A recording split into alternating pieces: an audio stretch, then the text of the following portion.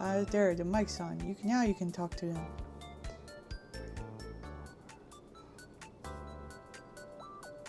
While the ad goes. Hello. Yep. Okay. Sounds good. Bitch. Thank you for the follow, Cody the Foxboy. Hi, Minty. Hi, Minty. You've been here since 4:08. It's 4:55. Minty's like, I moved in. She just lives here. Like this background, this is her computer. I'm streaming from Minty's PC from 1998. Minty's like, hello, I am an exotic weed, and I live here now. Invasive ass species. A kudzu dryad. Just like a little short goblin-y dryad, and then there's like 50 more of them coming in behind.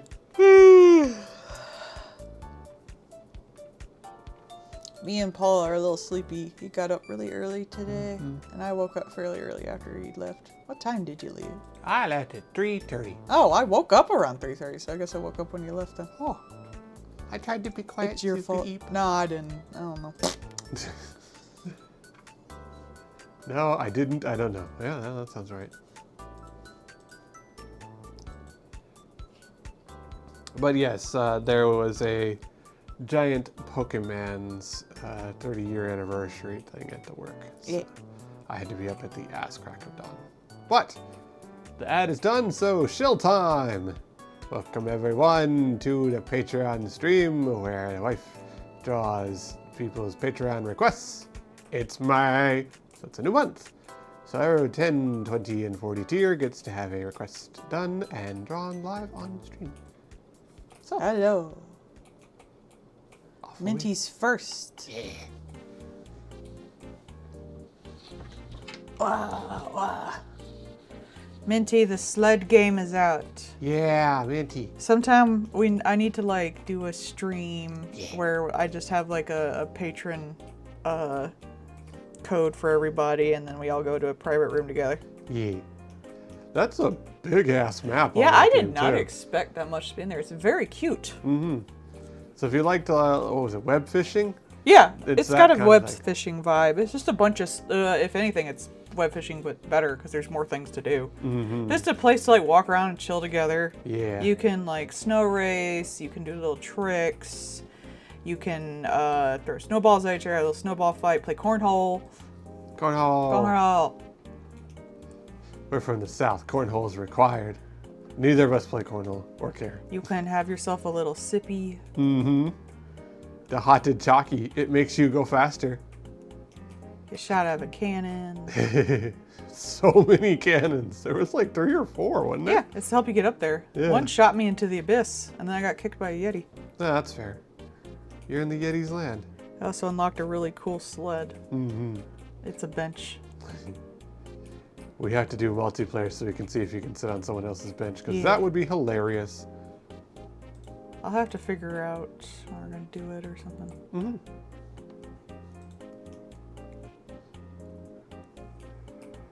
I'm not sure. Well, I'll have to see how it plays on mouse and keyboard. Otherwise, I'll have to figure out a second controller. I guess I can use my old controller. Or I can. You play more controller-y games anyways. So I can use the old one. I don't mind Or we that. could just invest in a new one, I guess. We could. I hate how many controllers I've lost over the past few years. Damn. Yeah. Then again, I have been alive for a very long time. It's true. I think it's less that the controllers are bad and I am just old. Well, there's Yeah. definitely some of the...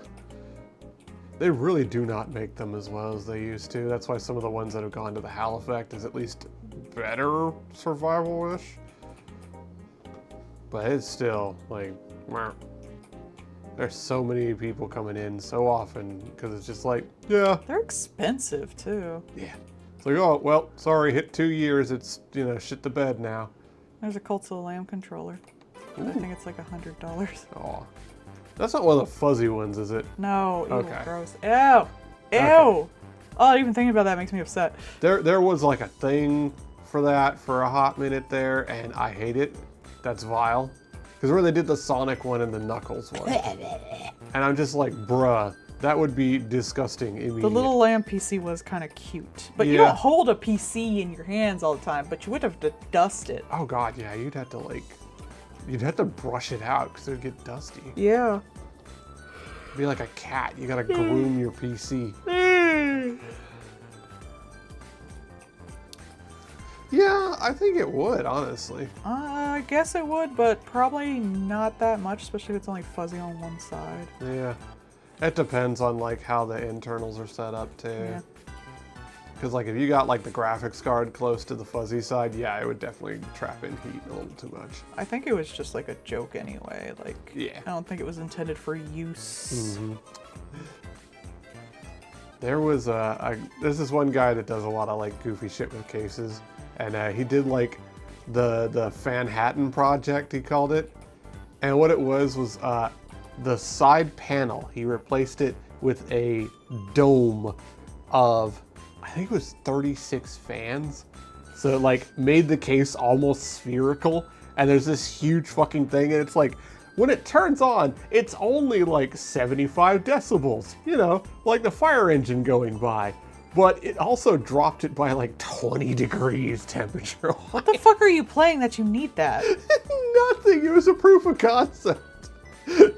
But like, the thing was like, your shit could run Crysis with that kind of cooling. Like, it was ludicrous. And it was just like, it was just for funsies. He did also do a tiny version of it. So instead of one case fan, you had 36 little bitty fans in it. And it was, I think it was 5% better. 36 little fans? You mean my Patreon? I have more than 36, I think. Yeah. I don't keep up with it except like around the start of the month, because if I check on it too much, I'll stress about it. But yeah. Some of the stuff that like computer nerds do is it's just for the lulz. It doesn't really serve it. Like, no one's going to actually use it for that purpose. It's just funny that you can. See, that's the thing. Like, a lot of stuff is just proof of concept, and then you take whatever like worked in that concept and use it. Which is what like people like Elon Musk with his stupid Cybertruck don't realize. It's like, no, that's a proof of concept. Like, we use the things from it that work. Like, yes, this is a ludicrous looking vehicle. However, the round wheels are what we are testing out. And we showed that, yeah, we can do that, but right now we don't have the infrastructure to make those. Like, and that's fine. They, there was a proof of concept for the like lunar lander, and the thing showed that, yeah, we can do stuff this way, but it's not really all that good of an idea, because again, infrastructure kind of stuff. But what they did show was how to make run-flat tires that are basically spooled wire inside the thing. So they're basically unpenetratable, unmessable, because there's nothing there to mess up. Like, I'm gonna give you both ponytails, because I think you'd have a ponytail in the apocalypse. I don't think you'd have all this hair out. That does seem like... He'll have a looser one. Otherwise you get caught by zombies. Yeah. We don't want Minty to be caught by zombies. Yeah. As cute a zombie as she would make. I told you about that one song that I heard at work that was like, I'm your zombie, what was it? I'm your zombie woman, I'll always eat your heart. I'm your zombie man, I'll always be at your side. It was like, that's kind of cute. Horrifying, but kind of cute. A little late for that one movie. Oh yeah. Bitches. Who knows, maybe they saw that and made the song. I think it's all the monster fuckers. Yeah, probably. Monster fucking is popular these days. You're solving the wrong problem. You can deal with monsters if you I'm have gonna give him a box. chunk out of his ear. Hey. Like a cat. Got bit. Hey. It's fine, probably.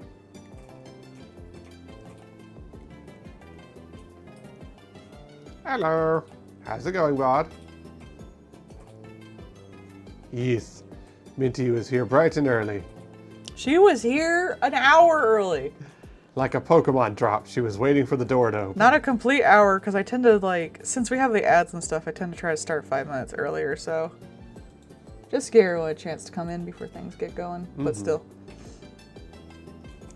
She lives here. This is now Minty's stream. We're giving it to Minty. Now Minty has to draw everyone. Goodbye! Good luck! It was a trick. Just throws the tablet at Minty. Your problem now. Ash, I would trust her to it before I did you, honestly. No, that's fair. I mean, the stick figure run was fun. Yeah. We'll have to do that again. Yeah. Like next April Fool's or something like that. I guess we didn't do it this year. I don't like April Fools. Maybe I'll do it for your birthday. Woo! Right, little dragon. Gotta do a little dragon. We'll have the eye goth, and then I'll be the maid outfit and do all the art. That'd be fun. It's true. It's been 10 years. Minty over. This was all actually Minty. We've tricked y'all. I'm not actually Melody. I'm just Minty. Like with a mustache. Yeah. Pretty much, With an yeah. eye stash. Just have like the Yeah, this is just one of Minty's eyes. just like the big googly eye glasses, but it's a singular eye. Yeah. Minty's just been giving herself her own money.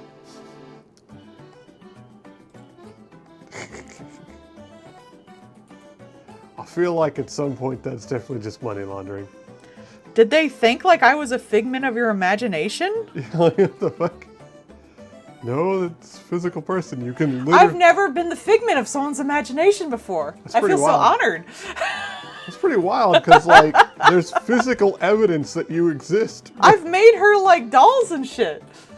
Both like photographic evidence and just video. I posted selfies yesterday. There's a mailing address. In her defense, I didn't really post any selfies for a good chunk of time. We probably knew each other, so I could have been something. How is she mailing stuff to herself though, with a real mailing address? I'm glad you got a new therapist. Yeah, that person needed to be And reported. then just put up with it, because Minty needs to be meaner. Be mean, Minty. Yeah. Grr. That person needs to be reported. That's fucking wild. That's wild. I was about to say, you could have like texted me on Discord. I would have sent y'all a video. Yes, I am LED. Yes, I am real. Hello. It was like, Dang, Minty, you making bank on Patreon. like I gotta say, how the fuck did you? How would you have done the mailing address? That's still what I'm coming back to. Like, you had physical mail. Like, do you think that you were committing federal fraud to, like, convince a therapist? What the fuck? From what I've heard from like my sister who's gone through a few of them and stuff like that, especially like male therapists to female therapied Yeah. clients, I guess would be the better word. Therapid. Yeah, they are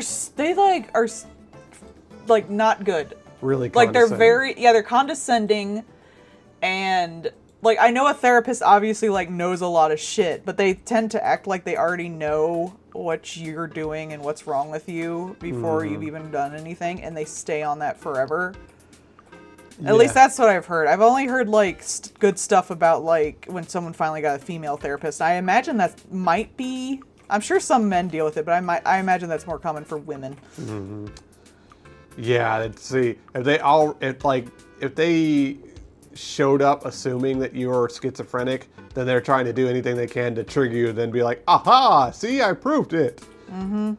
You watched a movie about that one where like the lady was like actually haunted in a horror movie, and the like therapist was like, I don't know, maybe you just had a bad boyfriend. It's like the walls are moving. Yeah, in her defense, that is more likely. Yeah. What's more likely? You got schizophrenia or you got a fucking ghost? But like in that case, there were multiple other people in the room, like physical evidence and scientists involved. Like that one was like, buddy. Yeah, my sister has had a ton of different therapists. I tried one. It was helpful, but I think a lot of my stuff is tied, especially to like my ADHD. Now that I've medded for it. Mm-hmm. Like, cause I was mostly having like chemical reactions to stuff, and like fright reactions.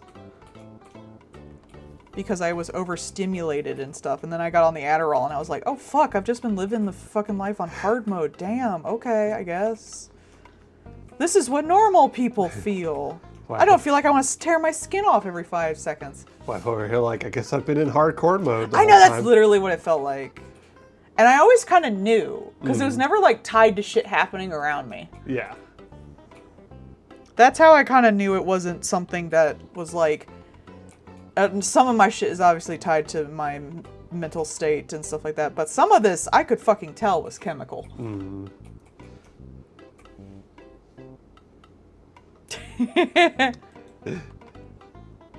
No, we draw differently. Yeah. I think your style has really come into its own. It looks great. Especially after getting away from certain people. Yeah. You know, I bet that bitch uses AI these days. I wouldn't be surprised. She doesn't like paying hers. Well, she'd be like, see, I'm the autist now, and then, like, used AI. Hooray! Is that a good hooray or a bad hooray? Paul, you're not real. Wah! It's true, the hand puppet's right there. Y'all seen pictures of I it. used to joke about that. We have a physical hand puppet. Well, no, I joke that, like, you're just me making a voice.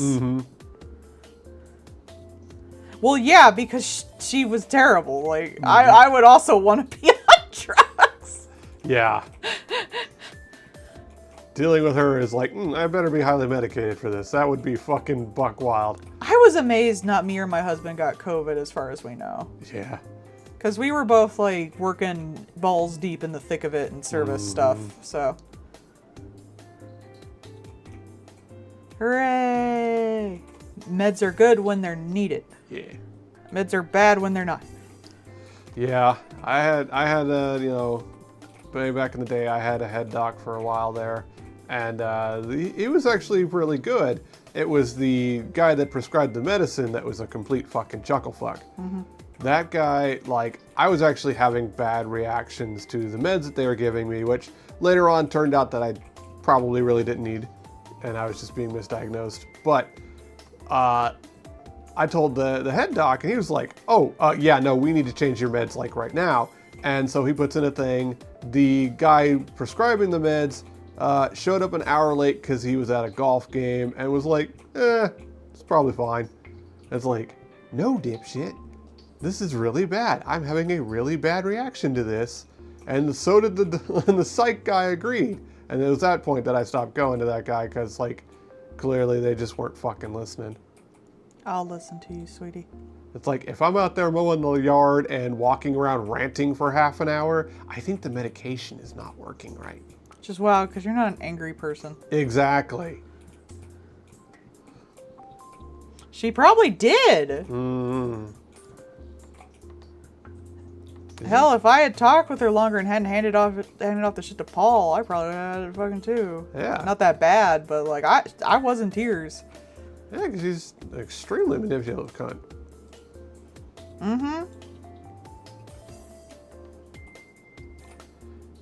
And her whole bag was like, you didn't win, I'm going to use somebody else to get what I wanted from you. So like, she was just a cunt all around. I still care about stuff. Like, bro, why? Half, like, 99.9% of the time, I don't even remember them. Yeah. Thankfully. Like, But like the idea that someone would still be like monitoring people that you got mad at like 10 years ago or something like that is so, it's so creepy. Like, bro, do you have literally nothing else in your life? I always thought that was weird. People who like care that much about that stuff. Like you hear about the like people who did like I was watching a thing about the Illuminati recently too. Yeah. And just the people who do like, I think about that like one artist who apparently like stalked people. I think it was like Creepshow Art or whatever. And like making all these sock puppet accounts and like planning out all this shit and researching all these ways you can like get people in trouble or back at them or some shit. And it's like, who has the energy and time for this? Right. I can't even half the time remember people's like names on Discord. Sometimes it really is just like, I gotta look at your photo or your, Yeah. I gotta see what you posted because I'm so bad with names. Like, I got shit to do. I got things I want to draw. I got video games I want to play. I don't have time for that. It's just wild. I have to me, Tomodachi Life sucking all my fucking draw time out of my handhole. like, I got Look Outside to play for the 12th time. but there are more content and endings. Rat baby thing needs to be fed. I love Rat Baby.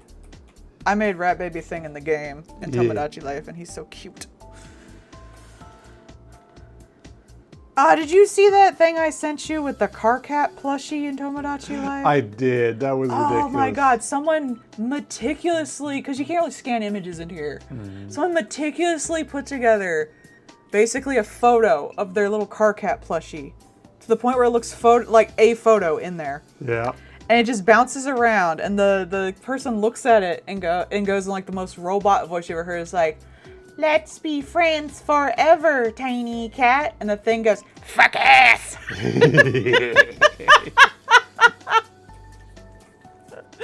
Oh my god. I about fell over. Fuck ass. Tomodachi Life is just fucking, like, that's been such a goofy ass thing. I love it. I know it's just me putting the silly bad words and stuff in there, but it's kind of fun to watch people do silly things. Ah, yes, the joy of butt stuff. Recently I had someone say, "Did you know that deicide is closely related to hentai?" And I was like, you know what, that's funny. That's funny. I like Yeah, that. I gave you those 2 words. Yes, I did this to myself, but you know what? That's still fucking funny. Wife, like, agreed and good job. Yes, because it is childy. You'd literally give your right arm for it. Yeah, that's child Or left. support. Or I left. did that little You're the Dad Now comic. I realized I gave Rat Baby not enough eyeballs. More eyes. Needs more. You, as a one-eyed creature, was like, I know. I'm Oh. being like eyeballist. Great Get it? I'm sorry. job. We're playing the game with totally normal number of eyes.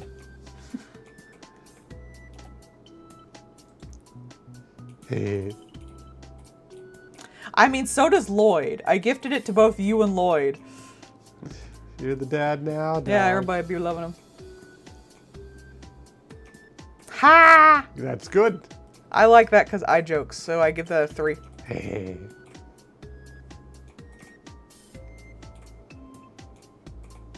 I mean, y'all, I think it'd be funnier though if you just like cut out a picture you already have and stuck it on it. Just badly photoshopped. Yeah, it. that'd be funny.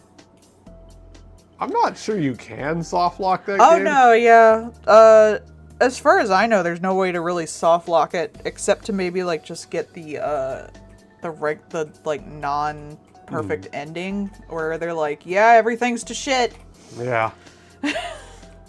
but people are dealing. Could be worse. Could be better. Well, yeah, there are some more objectively worse endings. Yeah. I mean, there's 13 of them. Hey. Humpter. I put it on like Explorer mode. I tried to go on to the Cursed mode, which does have more content, which makes me sad. Because I want to play with the more content. But like it also does an auto save, and you can only save, I think, like with Sybil once per day. And I'm like, I don't really have the time to like sit here and play chunks like that.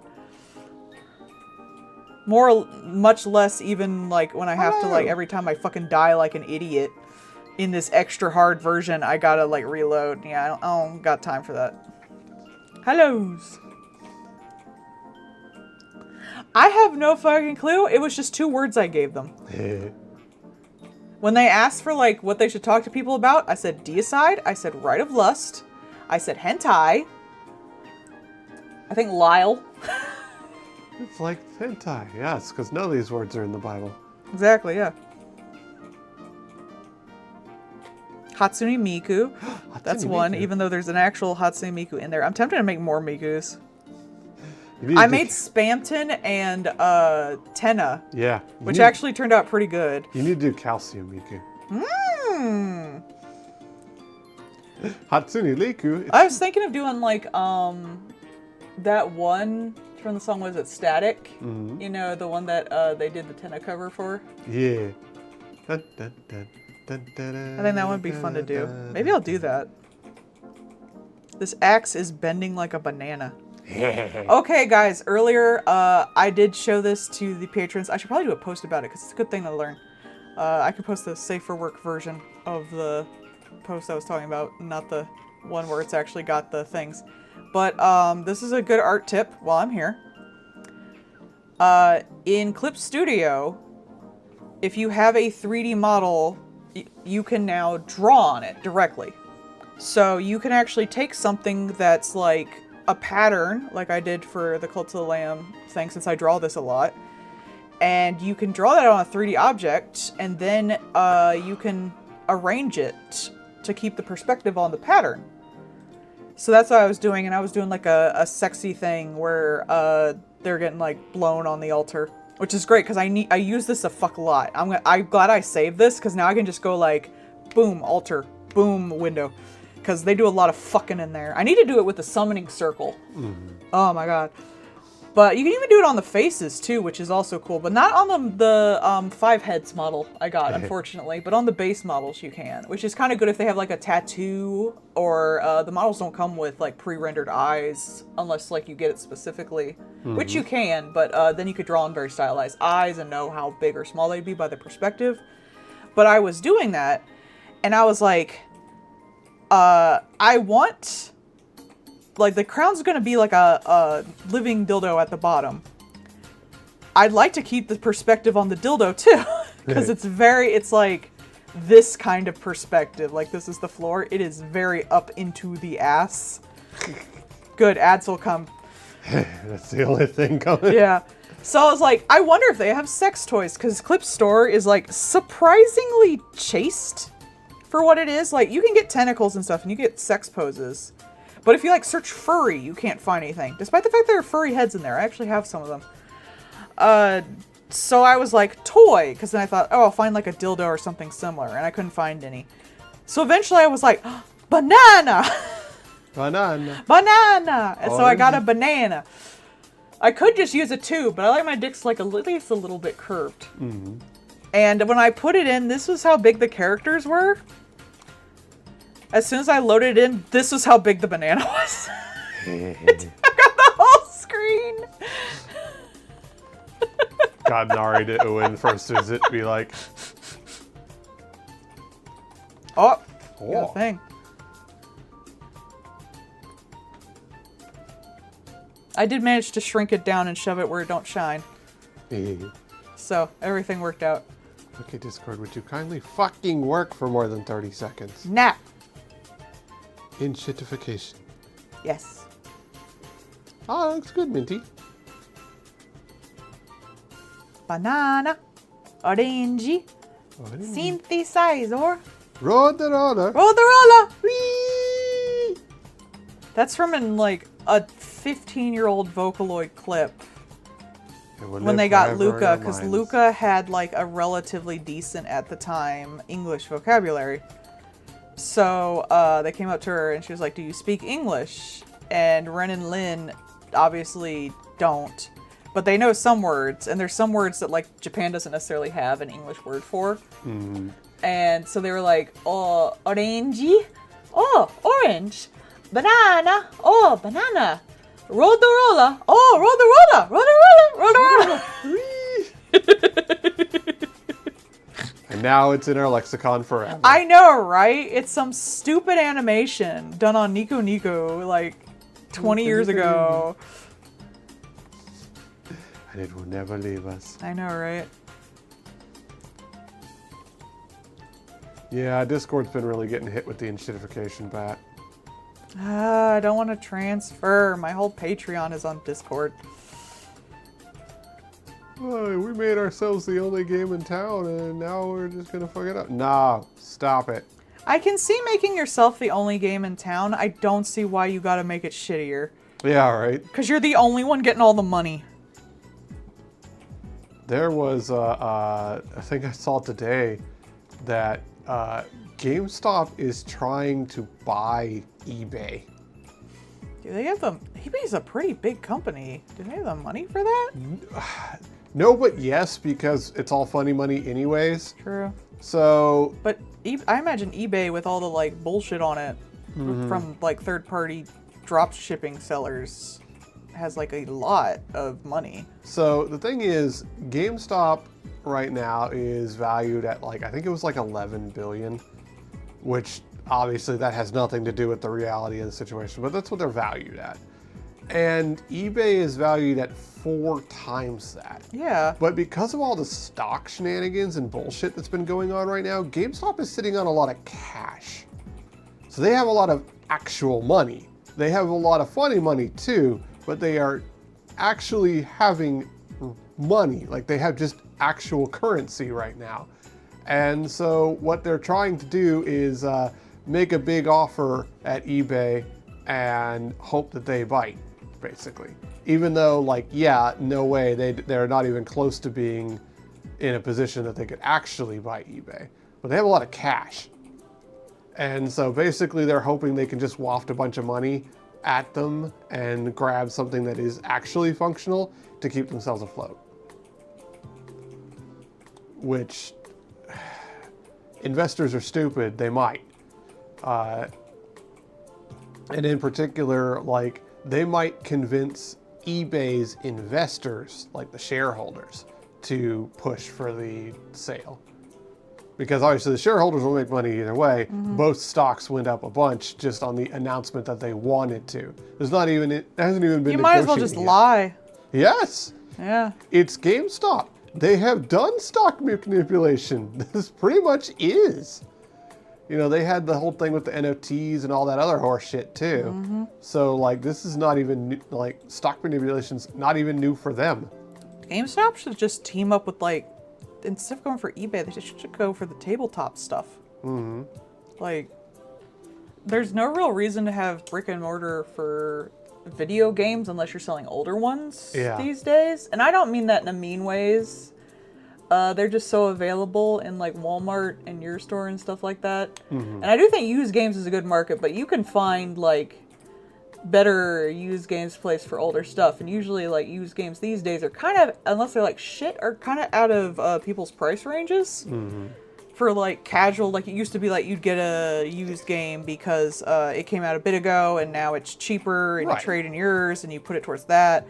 But, like, that ecosystem isn't really there anymore. Now people, if they like a game, they hang on to it forever, or you just don't have physical copies of games to trade in anymore to begin with. So people aren't really trading in games. And a lot of the games haven't gone down in price any. Yeah, because, like, they were the last, now that I think about it, it's probably because they were the last physical things they can sell.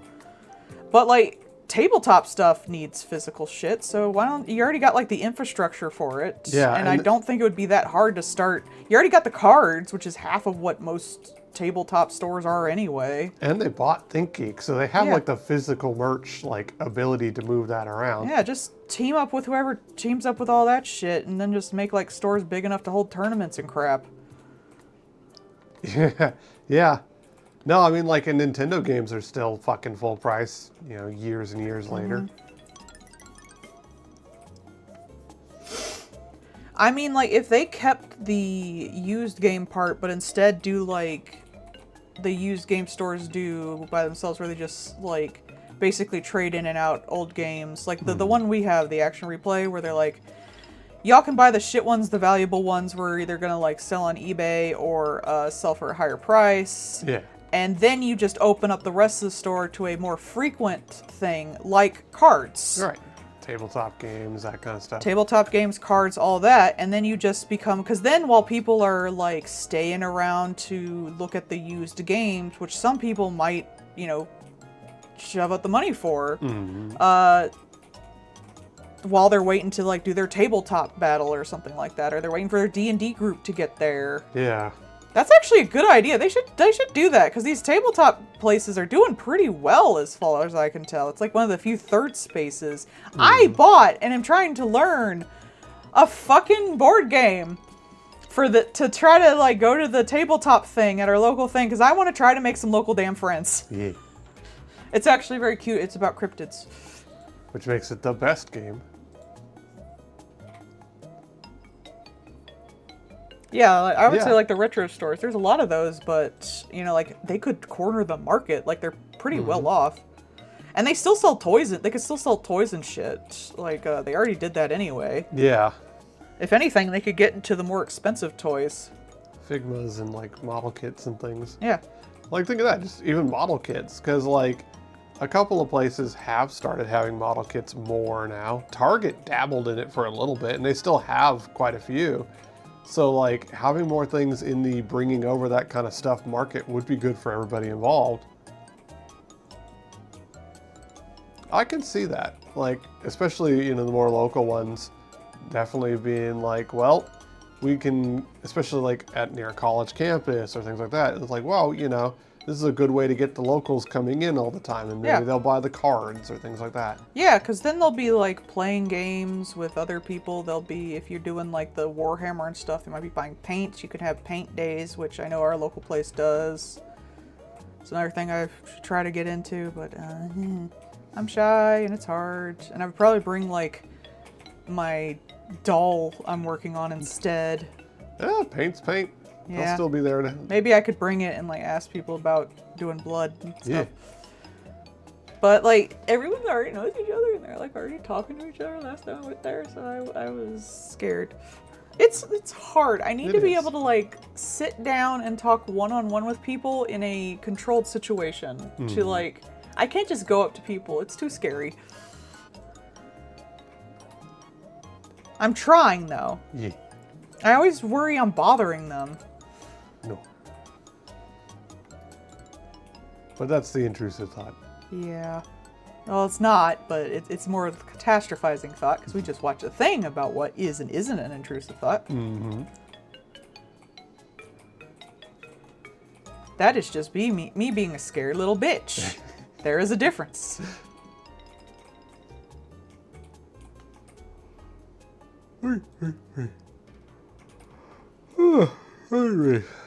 As I've been up since 2:30 this morning. Do you need me to, like, I can just do the 20s today. No, I'm fine.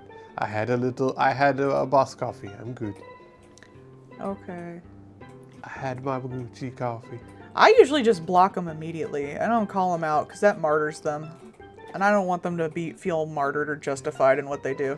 Yeah, I don't want them to have any attention at all. Yeah, it's like when JD Vance, that came on Blue Sky? Yeah. And everyone just blocked him. Yeah. It's like, no, fuck you. Blocked. Block. None of you are worth talking to. Well, that too, yeah. Report your stolen art, definitely. Then block. Yeah.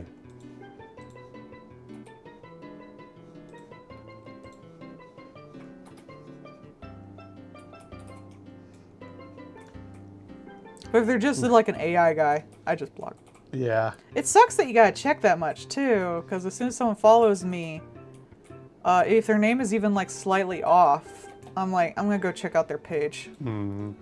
It's already like, it's so wild to me too, because there are so many, like, you can tell it's an AI bot because the AI bot will have like 50 fucking tags and it's all like AI art, AI da da da da da. So like you can tell it's a bot because most of the people that are using AI art for their art are either a shill, or B, do not mention it at all because they want you to think that they're an actual artist.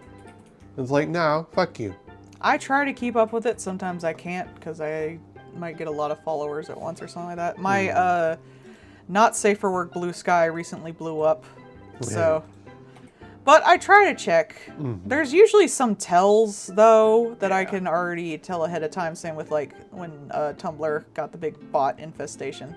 What's funny is like I always thought this was hilarious.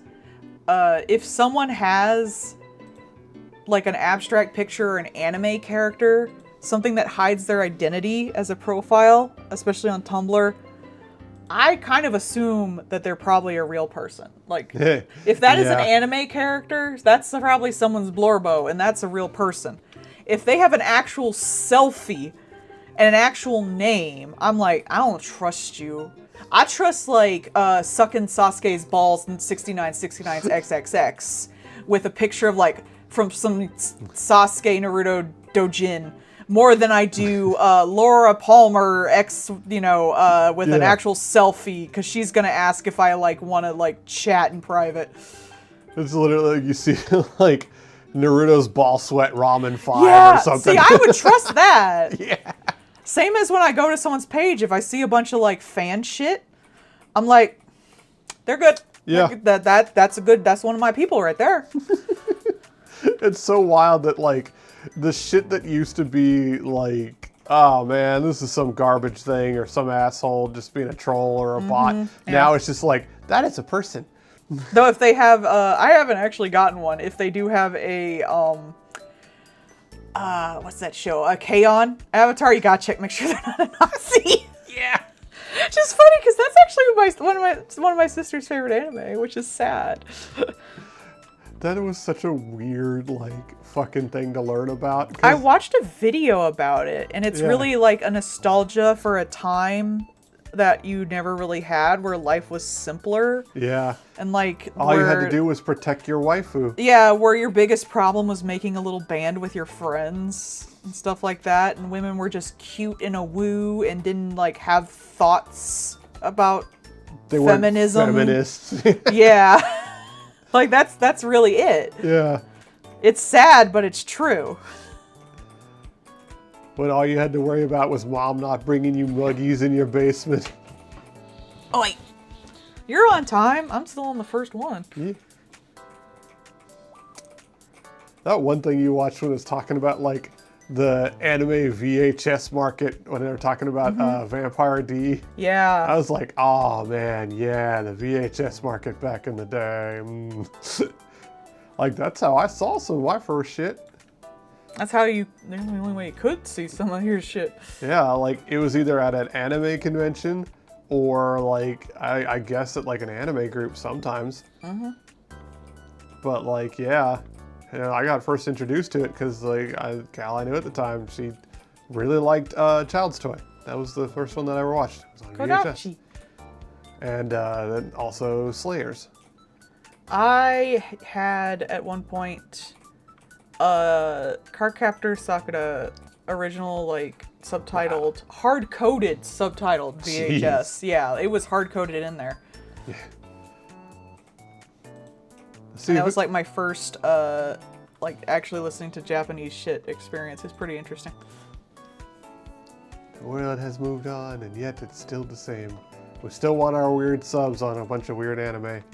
And sometimes the dub is okay. Oh yeah, actually I was watching the Urumakun dub Yeah. earlier today. It was actually pretty good. I remember not liking it when I first heard it, but they're 4 seasons in, so I think the guys are good at what they do. Yeah, yeah. And Toxic Marriage. Oh, okay, everybody, Marriage Toxin is an anime this season, and it's so fucking good. Yeah. I've said it before, but it has the same vibe as like Kill la Kill, if it wasn't offensive. It's Like, and Kill la I Kill- love Kill la Kill. I say that with love. Kill la Kill for an older audience. Yeah, everyone in it's an adult. There's no weird fan service or anything. But it has like the vibe of just going ham that Kill la Kill does. You like the one character that was just introduced recently because she's like, she has to have the mask. She has to be in a situation where she knows what she can do in that situation. That's why she couldn't talk to people, but she could put on her little outfit and do the magic trick. Yeah. It's actually a really good It's character. also just nice to see like older characters in general. I think like that always improves an anime no matter what you're watching if all the characters are older. Yeah. Just grown-ass adults. Yeah. Cause like when they do teenagers, they don't act like teenagers. They act like more or less perfect adults usually. The only anime that I actually liked that there was teenage characters was one that came out last season, which is You and I Are Polar Opposites. Because I feel like that's the only show where they actually acted like fucking teenagers. That Yeah. and Dan to Dan. Yeah. The kids in Dan to Dan act like teenagers. Oh boy, do they. They were really good. Whereas like every other anime, they act like the idea of teenagers. They're Which like- I don't like. The what was it, WB teenagers? Yeah, like something from like the OC or whatever. Like that. I didn't watch those, so I don't fucking know. Smallville, I don't know. Like that kind of shit. Teenagers played by 20-year-olds, 35-year-olds, something like that. I don't know. But it always rubbed me the wrong way, even if I enjoyed the anime. And I was always like, I'd rather these just be adults. This could have been an adult. The only time it's like really been essential, I feel, is like things like Madoka and Evangelion. Mm-hmm. When it's like important to the plot. Azumanga Daioh is a good one too. Yeah. I never watched Stray Earth, honestly. Kind of like I read the manga. I never watched the anime. I know they're getting a remake recently, but I don't really think it would appeal to me these days. Yeah, because it really, despite having mechs, is really more high fantasy. Yeah.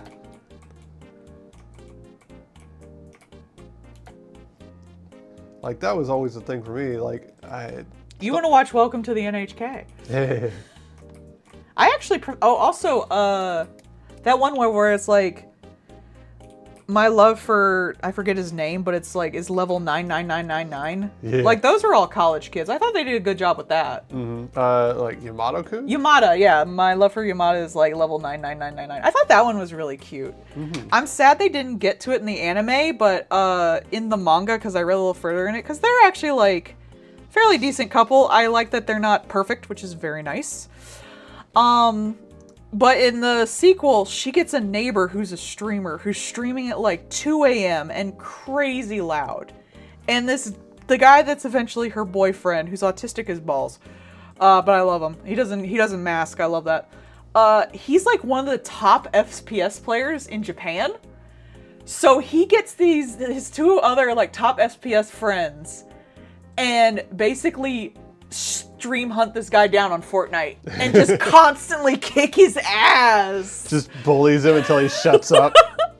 Yeah, he even like they switched apartments so she wouldn't be woken up because she's a college student. Yeah. I don't even think he's in college. I think he's making too much money off of fucking being Fortnite.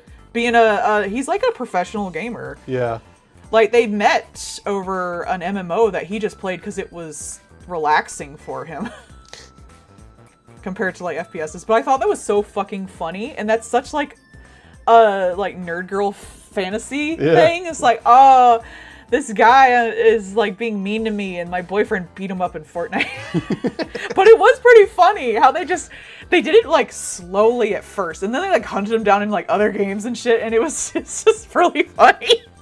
He was being like a really terrible person too. He's probably having loud crash outs. Yeah, that's why he kept waking her up. He kept like throwing things and Being an asshat. yeah, being a shit streamer. That's why I don't have mine too late. We don't go past 8. Yeah. Plus, it's always fun. I felt the same way about this other anime that wasn't really that interesting, but the main character was a gamer girl. And she played Western games. Like, Oh, yeah, that yeah, she played like Assassin's Creed. I remember like she played it was Yeah, Counter-Strike. she played Counter-Strike and she played Payday. Yeah. And it would go into like her playing that stuff just kind of casually as some of the plot points. And it was just interesting to see that from like an American side, because like being a big gamer and stuff wasn't as big back then, but it was over here. Like we knew about that over here, so she would be like going gaga over like light up headphones and keyboards, and they'd be like, what? So I thought it was cool. Oh, sure. And plus it was interesting to learn like apparently for like English games, translation packs, which she was on Steam, you could even tell by it, can be very expensive. Like $100 or something like that. And like she complained about like having local like play people because like Japan, you know, they're Western games, so they don't have as big of lobbies and stuff. Like it was kind of interesting. I'm always fascinated when I learn stuff about that, when it's a culture that like I don't really play multiplayer games, but I'm tangentially part of through my husband just being a Hashtag gamer. gamer girl. Gamer grill with your But cool little yeah, like it was interesting to see that from another country's point of view. Hashtag gamer grill. Hey, I've been trying to get into some friend slop. I got Yeah. my sledding game, which I'd like to stream with a. I'd like to stream a Patreon exclusive group for it, like just a lobby where everyone it just gets in through a code I put up on the Patreon Discord. I think that would be fun, and we all just kind of like hang out for a stream or something like that. And of course, I'd like to hang out. Oh, sorry, sledding. Yeah. I have a southern accent. Everything true. sounds slutty. It's Me. I'm the slut. You can't outslut me. It's true. I am the slut. I'm gonna dirty these fuckers up once I'm done with their colors. Can't catch me, I'm the slutterbread. Yeah. What would slutterbread even be? Oh, it'd be a fucking gingerbread man with like a big badunkadunk. You use the icing to put fishnets on it. Ooh, that's a good idea. I might do that. I love making gingerbread men because it's like the one cookie I actually like that you can decorate because sugar cookies are too sugary. So I'll make them any time of fucking year, man. I have one with a little hat and a little cane, and the other ones have fishnets. Oh my god, Paul, we should do that. We should make slutterbread men. I can make them from scratch. I'd have to get the ingredients again, though. Slutterbread men and ho-ohs. Well, we're gonna make them men. They're just gonna be slutty men. Yeah. And ho-ohs.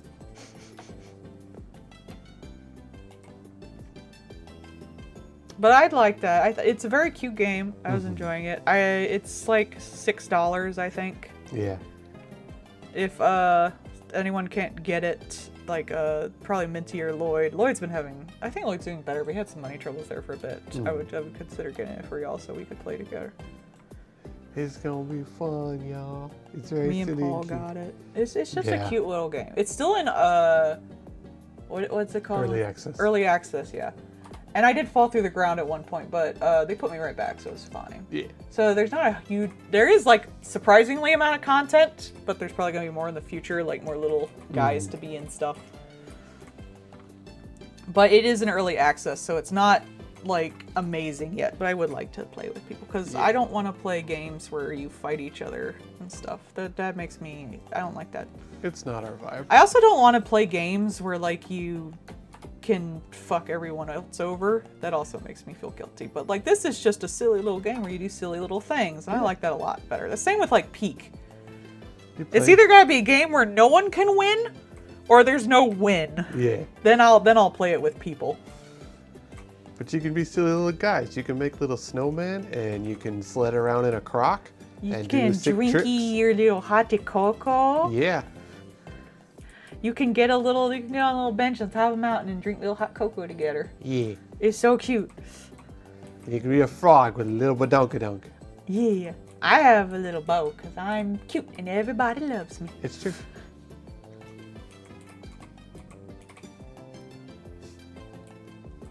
Just make a little lobby for all my patrons, and I'm just staying at the little bar making hot cocoa for everybody.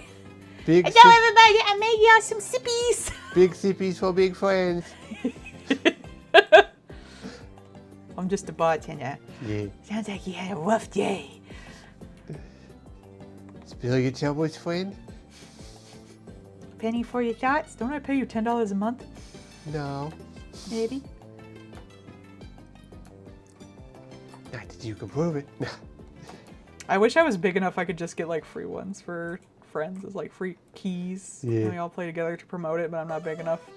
I obviously need to get bigger so people will send me free friend slop that I can play with everybody. But then I would have to stream more games, and I don't wanna. Yep, you'd have to stream an Eldritch Stardew Valley game. Ooh, I do like that game. Is it Neverwinter? No, Yeah, I think it's Neverwinter. yeah, is it Neverwinter? I think. I forget, but I really liked that demo. That was a huge fucking demo. It were. I have never seen a demo that big. Yeah, usually demos are like, I don't know, a good hour of gameplay kind of thing, not like you know, the whole first chapter. Dude, or I something. spent like a weekend playing that game. Yeah. Like, and you can get more if you're a part of like the Patreon. And it's like, damn, bitch. Okay. Yeah, I think that was like a good 3-4 hours worth of like actual gameplay. Oh, bro, it was like more than that. It was more like, yeah, no, Yeah. 3-4 hours probably right. Yeah. Yeah, cause I remember you played a good while, and I was like, Yeah. damn, because like you're still going. And I was still finding shit. Yeah. I was like, damn, they put a lot into that demo. Okay. And I didn't really do everything that was in there either. I just kind Yeah. of hit a point where I was like, you know what, I'm good. Yeah, you're just like wandering around doing stuff, finding more things. Like, there was a lot of like relationship ones between the different characters and stuff. It was like, wow, okay. And your cabbage kept trying to escape. That was pretty funny. I'm gonna get some drink. Okay. I'll be right back. And then scream. Don't scream. Hee Oh yeah, I saw the new Heroes of Might and Magic. I've been seeing a bunch of people really hyping up that, so good for y'all. It's been a hot minute since one of those came out. We're gonna need a nap after this call. Yeah, probably. Oh no, I'll have to snuggle my wife. Darn shame, really. But yeah, no, like that's a really like, God, I remember Heroes of Might and Magic from long ago. So I'm glad that that's still kicking. That's a fun game. Just a silly case. I watched Spiffing Brit went through and played it and you know, proceeded to annihilate the balance and everything involved. Not that I'm shocked, but like.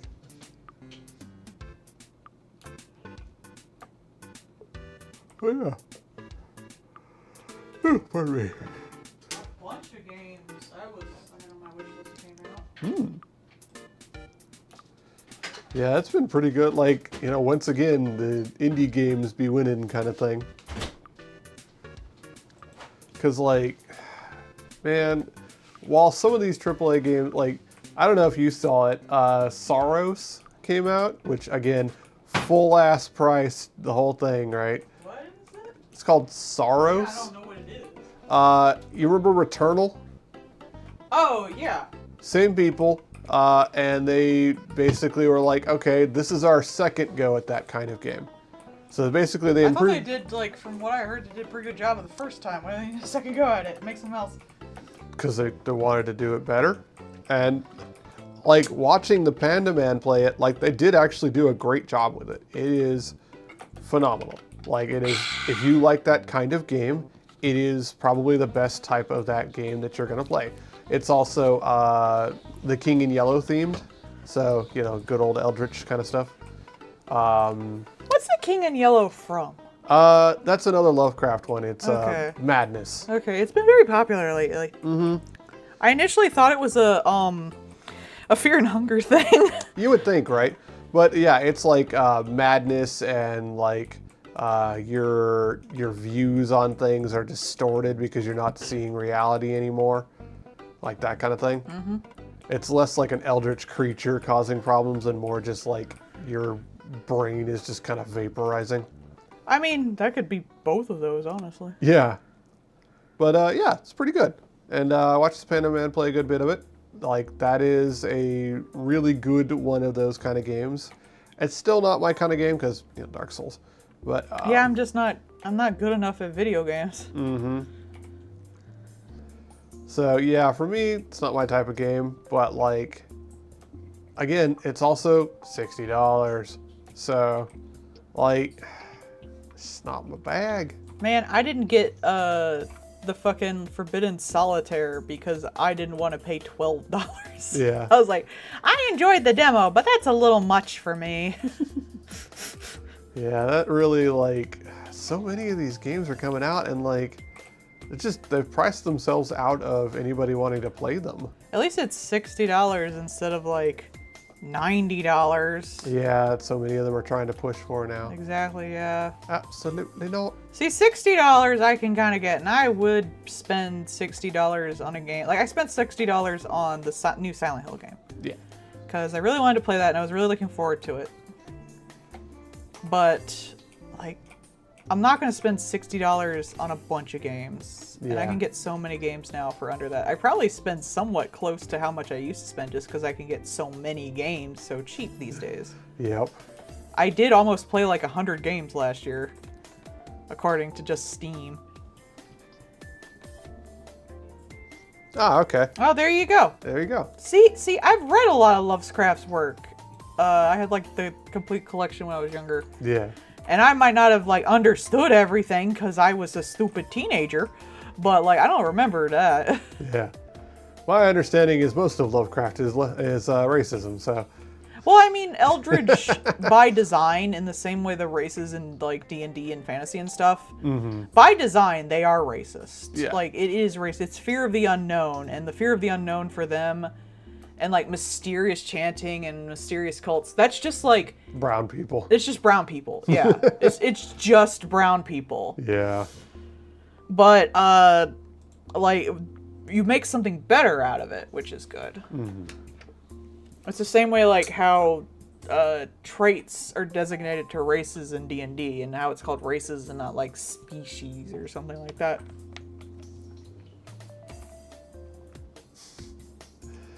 It's always just people that are the wrong color to the white guy. It is, yeah. It's just like people from like Venezuela. Like Yeah. that would make just H.P. Lovecraft shit his fucking pants. Yep. Venezuelans or something like that. They're taking over and they're gonna get rid of our culture or whatever. Oh my god, yeah, we were listening to that earlier. And all I can think was like, bitch, like, imperialism made like white culture part, like they're like, the death of Western culture is like, Western culture is now like part of every fucking culture in the world now, more or less, because of imperialism. So you're worried your culture is going to be taken over by a culture you already took over? Like, You're who gonna the fuck cares? You're gonna lose your culture to the rest of the world? And also, like, you're not going to lose your fucking culture. That takes, like, generations. And usually generations of not intermarrying or having children together. Generations of, like, killing you. They're not killing you. Killing you. Hell, you're not even, like, the minority. You're not even, like, the minority in media. What? No, they're attacking us. It's just so fucking stupid.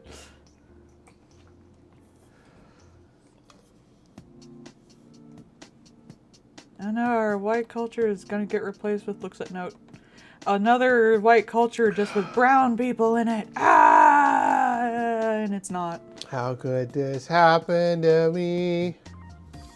Meanwhile, if y'all haven't seen the sketch, InfoWars is now taken over by The Onion, and you should go see the sketch. It's fucking funny. Yeah, so I'm in his skin. Honestly, he did a good job. If I had closed my eyes and you had told me that was making the frogs gay, bro, Yeah. I would have believed you. Well, that's like when they approached him, like he was like, "I've been practicing for this," and like he meant it. I am so glad that went through. Yeah. Anything that gives people like him less power to spread their bullshit and hurt more people is a good thing. Have a good one, Bard. But yeah, like. But where did all the gay frogs go? They're gonna get interviewed on the next one. Oh, they should bring the frogs that are like protesting against ice. They should have Kermit waving a flag. Yeah. Oh, they'd hate it so much. That's because you're assholes. Yeah. These are the people that when Sesame Street put out a tweet that was like, everyone is welcome, they were like, how dare communism. Communism. I know, I fucking hate that man. I hate all that group. I hope like this is their, like, they were already like falling down because now everyone's realizing that just being mad about things and being racist doesn't solve problems. So now they're like, huh, these guys really aren't making things any fucking better, are they? But like, I really do hope this is like the death knell of these fuckers, because I do not want them to have power, at least not for like another Jenner fuckeration. We are celebrating the Onion purchasing InfoWars Woo. and doing heinously hilarious stuff with it. In particular, the bald angry man didn't actually know that Tim Heidecker was a comedian, and at one point had a giant crash out on his thing talking about like, hey, they're anti this and they eat children and stuff, and it was like a clip from one of his comedy sketches. Yeah, because like that was going around and I hadn't read it because I actually don't know that much about that guy. His comedy really isn't my taste. Not that it's bad or even offensive to me, just it's not what I find funny.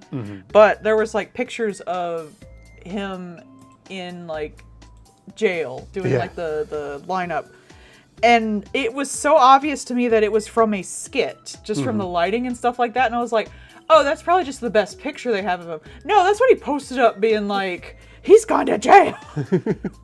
He's a criminal. He eats children. It's like, wait, do you not know that TV is fake, buddy? Do you think the actors all died in Titanic? I mean, he's so used to lying. What the fuck does it matter? I didn't know that they got his supplements. That's the best thing. Yeah. Because that's how he made his money. He didn't make his money off of fucking InfoWars. He made his money off the damn supplements. Which I talked to you. I personally hope that they actually still sell supplements with it. Yeah. But they do the thing like the Heinz ketchup guy did. Yeah, now the frog's gonna be gay in peace. Gay frog pride this summer, y'all! But I think they should sell supplements, but they should do the things that the Heinz ketchup did and point out all the things that they do correctly, like what they actually have in their supplements, pointing out what it actually fucking does with scientific backing. We actually send our stuff to the FDA Yeah. and have it like tested. Like pointing out all the shit that other supplements just don't do to rip you off, and that's how they sell it. Because then that'll like disenfranchise the rest of the supplement industry. This is an $80 pill. Do you know what it is? Sunflower oil. That's it. It's just sunflower seed oil. It is $80. It costs $6, and they sell it for $80. And then they put it on sale for $63, so you feel like you're getting a value. Exactly. I don't like that. I think they should specifically point out how fucked the supplement industry is by selling actually good supplements. And it is so laughably unregulated that's why, like, for a while there you were hearing about, people might start eating each other kind of thing. Those were supplements.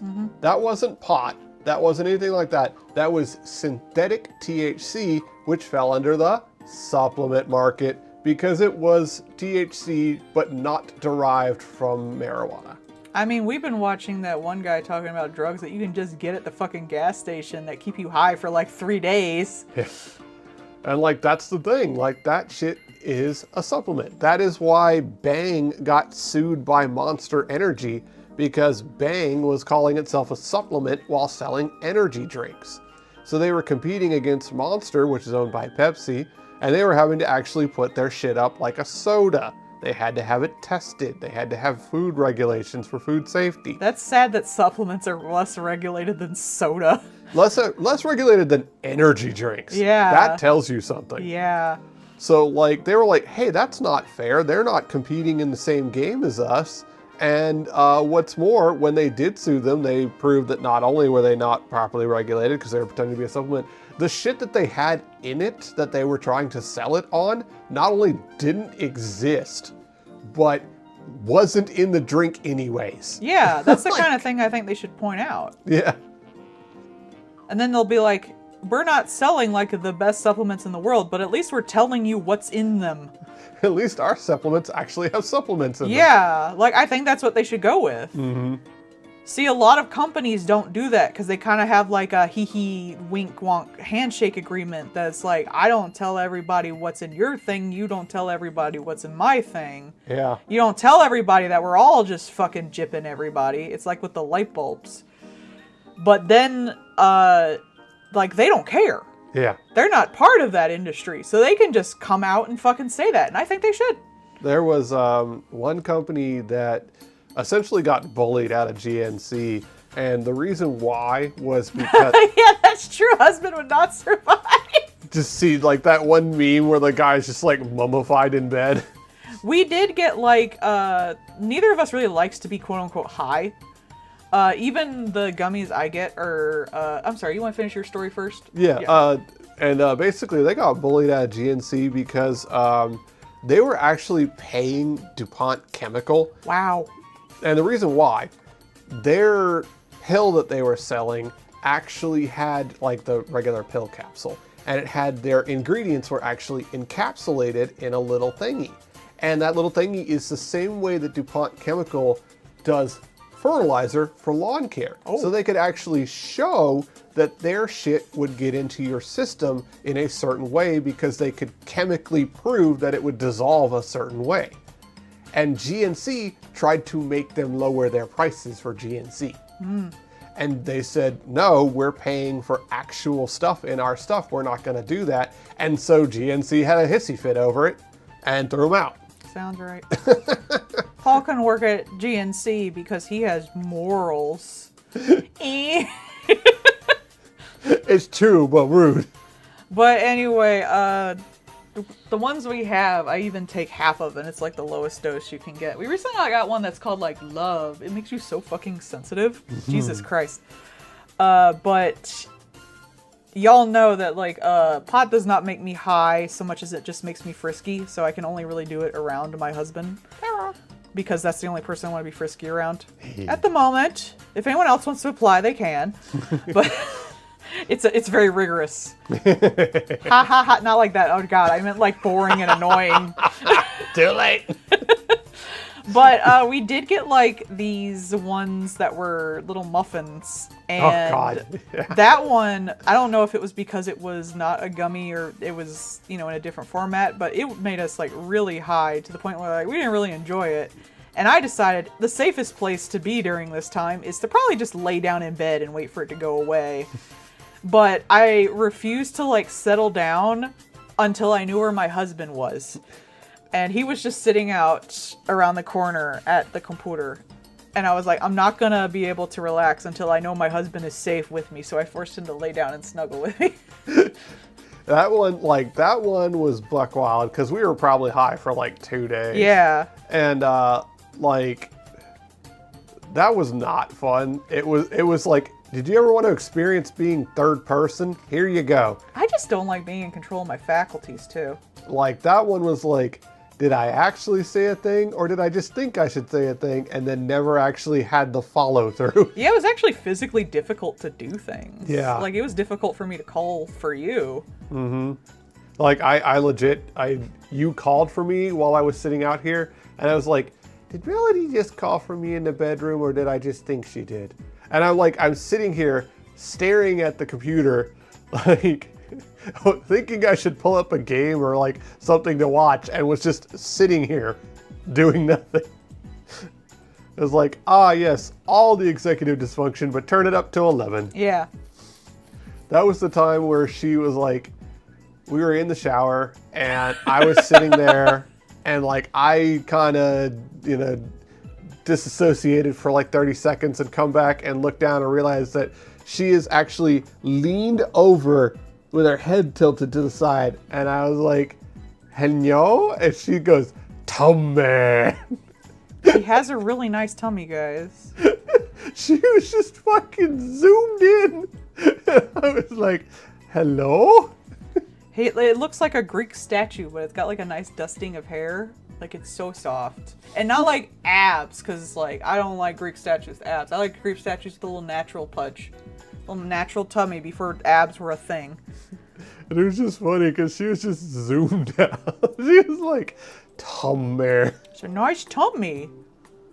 He He doesn't realize how handsome he is, guys. He's so handsome. But like that muffin, like, nah, we tossed that after that because we were like, nope. No. That's no good. That's no good. And like a lot of stuff doesn't really affect me as much as it affects her, or if at all. I'm very susceptible to meds and like stuff like that. But like, even for me, that one was like, no, this is a bit much. Like most of them are just like, I'm just gonna chill, maybe zoned out a little bit. I just get horny. I'm like, husband. Yeah. walks out, grabs me by my hair. We've tried a bunch of... Yeah. I always joke that I would be such a slut if I wasn't so, like, socially inept. But I'm also getting to be an old lady, so like, there's not a line. She's It's still fine. hot. Don't let her lie to you. I also have to be incredibly comfortable with people before, like, that's even an option, too. Mm-hmm. Because I gotta know you're not gonna, like, see me naked and go, like, ew. Because I have had that happen, and I am not going through that again as my old-ass lady self. No. Mm-hmm. No, it is a privilege to be with me that you have to Yes. earn, like petting a cat. Mm-hmm. She also bites like a cat. Oh, yeah, well, y'all can bite back. I mean...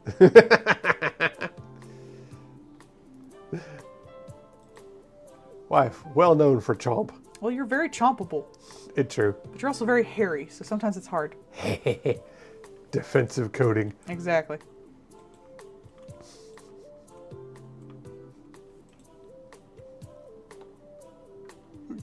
Clip monkey, get up, get coffee. Clip monkey, go to job. All the stupid vibe coding asshats. There has been so many of those. What does that mean? What, the vibe coding? Yeah. That it means that they're just like, I have an idea. This is what I think it should do. Yes. And agent, go do the thing. Oh no, it deleted our entire database and every one of my coworkers too. Why? They killed them? Maybe. Who knows? Those things Is it are- just like telling AI to code? Is that what it means? Yes. Okay. I was wondering if, like, what the fuck that even meant, because I don't really know how people code to begin with. Like, I know the concept, but, Yeah. like... a lot of crying and energy drinks are involved. And ducks. And ducks. You gotta keep the duck in place, man. Otherwise, everyone's cursed and it's all your fault. Well, no, you talk to it until you explain the code. That actually is like a really good way to do that kind of stuff because a lot of times it will help you either focus yourself or you'll notice the thing that's fucked up because you're like explaining it. Yeah. Or you just get mad at the duck. You get mad at the duck. I've heard Also- stories of people throwing the ducks off, like, sides of buildings and shit. Yeah, that helps. You also leave treats for the servers sometimes. Or Legos. This is The home- server gods. They're like those pillars in, like, temples and shit, in, like, Japanese-style temples. Yeah, there's a reason why they're like the idea of the machine spirit has been around for as long as there's been machines. Yeah. Like, oh man, 100 years from now, there's going to be server computers that people think are yokais. Cool. They might as well be for as much like power and water some of those things take. Cool. There was one of those fucking like server farms was trying to be like, you should give us tax money to build a server farm here. No. We're going to have to make our own natural gas generators by tapping into one of the major pump lines in the country and have a direct line to the gas to provide power to this thing. We think that when we have it up and running, it's going to use 3 times as much power as the state of Idaho What the fuck, man? for a single server. Go fuck yourself. Die. Like, Die in a fire. gee, I wonder why so many states have started passing moratoriums on these things. Over half of them have been canceled outright or delayed due to the fact of not having any fucking money or audience. And all this shit is just for things people don't want anyway, because people don't like the AI shit. And even with like that stuff, it's like, bro, they presume that it's going to bring in all this money, but they have to, 1, pay taxes, and 2, actually get anything out of it. So no, absolutely not. Not in my backyard, and the backyard is the entire planet. Meanwhile, Germany actually just okayed being able to use solar panels for fencing. Yay! Basically, it was this one kind of design that they worked through, and it's the upright posts are basically the wiring, and so when you put in the solar panels in there, they all pass power down the line back to a central thing into the house. Cool. And there's been a research group that is testing out using solar panels as shade on cattle farms. Cool. So the little, And then the little cows get some shade. Yep. Yay. like they have the water and the shade there for the cows, and it generates power. Cows. So it can offset things like the cow brusher. Yeah.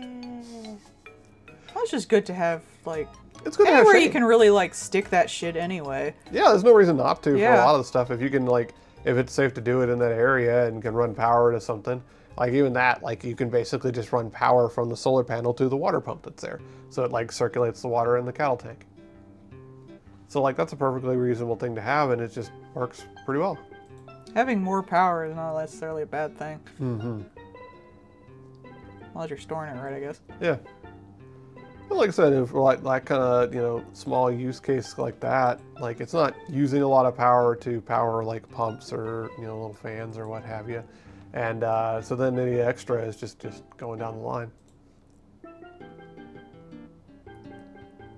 And That's like, so cool. If only like we had something like that. It's almost like we had like a thing about it to make people do it more that they got rid of.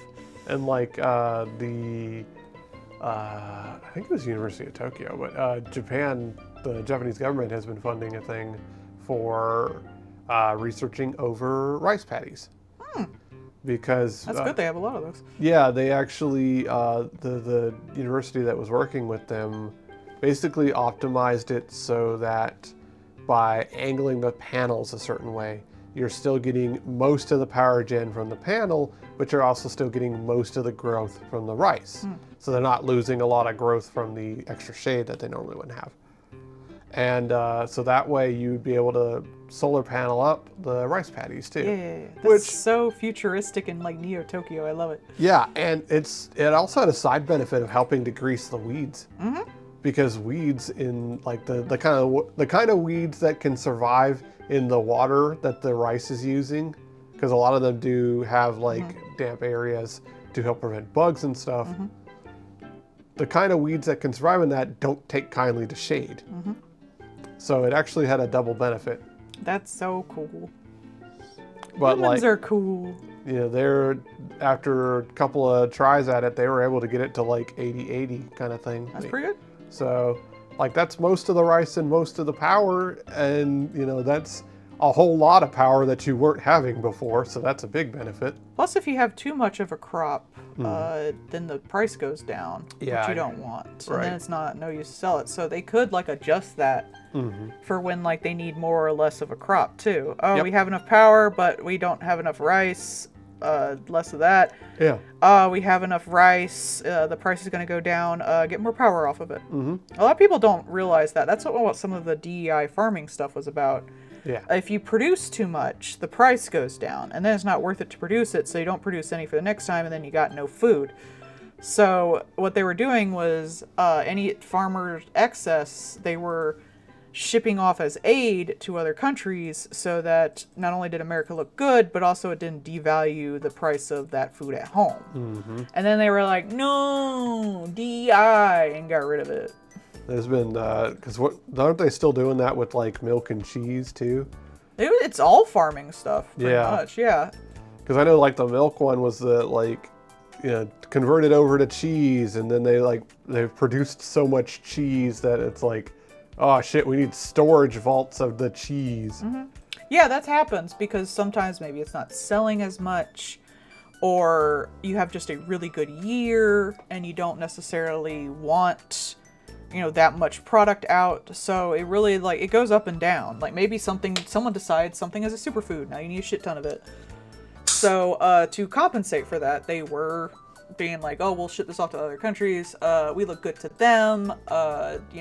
We don't lose money here. Yeah. I know like avocados became that kind of thing for a hot minute there. Yep, and then when it goes down, you have way too many. And that can just be from like day to day too. And like, soybean is one of the big ones that there's always subsidies for. That's what some of those are for. Like that's why during the Depression and the Dust Bowl, that's when they started doing really big subsidies for that stuff, because people were like producing literally way too much at the time. So like the government literally like bought people's cows so they could like keep going, because like no one could afford anything because of like the depression and shit, and just killed them, like because like you couldn't have the money to take care of them. But then like the farmers would still be like, the cows they had left they would still be using later, because you can either lose your entire cattle farm and now no one gets any beef or anything because the cattle farm couldn't stay around, or you buy out some of that and figure out something else to do with it somewhere else that isn't necessarily directly part of our economy. Yeah, like even with the with corn, like corn is useful for ethanol and stuff. That's why they started pushing ethanol so much. Not so much like the environmental thing, just like something to do with corn. And so like the environmental thing was a side benefit at best. And another thing with ethanol too was ethanol drove a increase in car stuff, because you had to have newer cars to handle the ethanol gas. Indeed, corn. Corn, it's useful, but not like grow everything here as corn kind of thing. But if you stop growing it altogether, then you don't have the farms and stuff that can grow it when you need it. Yep. So you have to keep that up. Like, since we're actually here in Illinois, corn is a key component of this state.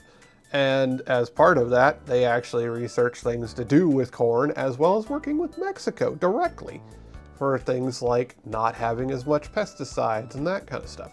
There's actually several research places here in Illinois, specifically for corn. It's almost like working with other countries is helpful. Because we live in a global fucking economy. Amazing how that is.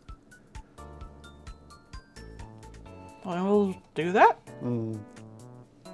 Yeah, and like I said, that's started because like we have corn. There's so much corn. Oh God, what do with corn? Make ethanol from corn. Oh boy. It was originally because corn syrup was in everything. Yeah. And people got pissy about that. Yeah. Which is dumb because it's not all that different. It's not. There's quite a few things that can be either produced better by algae growth or yeast, actually. Because despite everybody being like, genetically modified, blah, blah, blah, that sounds scary. Actually, no, you can use yeast to grow several good medicines / chemicals pretty easily, because then all you gotta do is just dump in water and sugar, and then you can have it produce things like diabetes insulin. I thought you were gonna say it produces diabetes. I mean, you could probably engineer it to produce diabetes somehow, sure. I'm not putting that past the pharmaceutical industry. I'm just saying that people aren't getting enough diabetes no more. Let's make some. But like they've figured out how to have yeast produce a lot of different medications and stuff, because it's actually quite efficient at that. Yeah, but again, genetically modified sounds scary. Plus, you can produce corn ethanol and algae ethanol.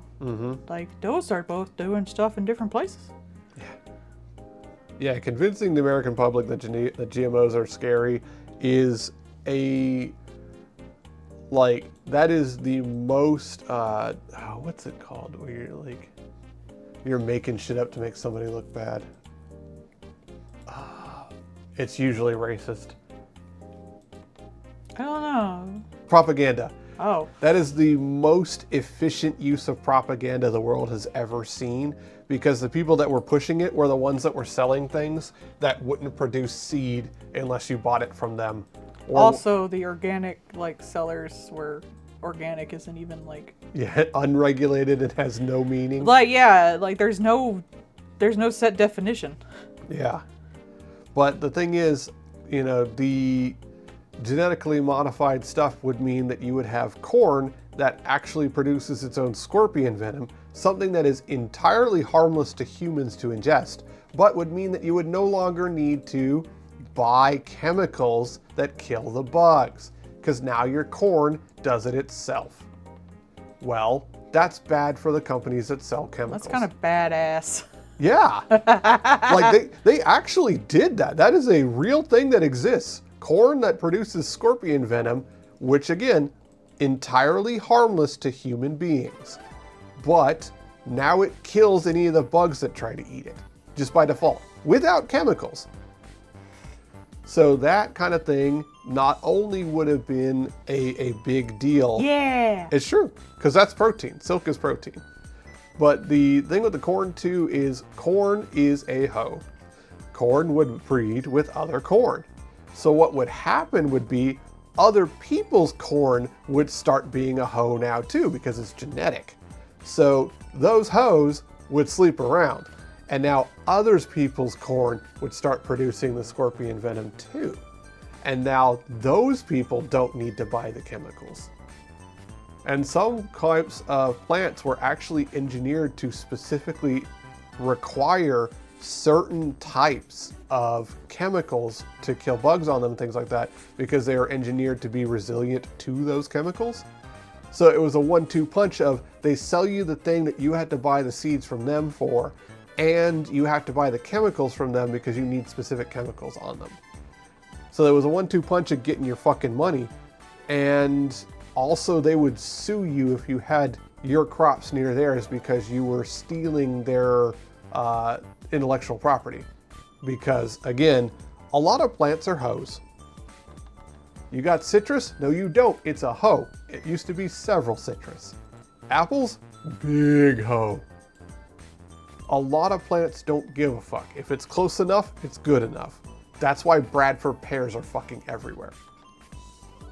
And yeah, the thing with the spider silk, that was, it's a protein, right? So what is protein but another protein? So they just changed the goat so it makes the spider silk protein in its milk because they're very efficient at producing protein. So now you don't have to try and milk a tiny little spider. It's not actually done that way, but like, yeah. It's pretty close actually. They would just kind of like get the web and then basically be doing it like they make yarn out of wool. They're just like slowly carding a spider. Pretty much the same thing. But now you have a goat and all you gotta do is just kind of dehydrate it.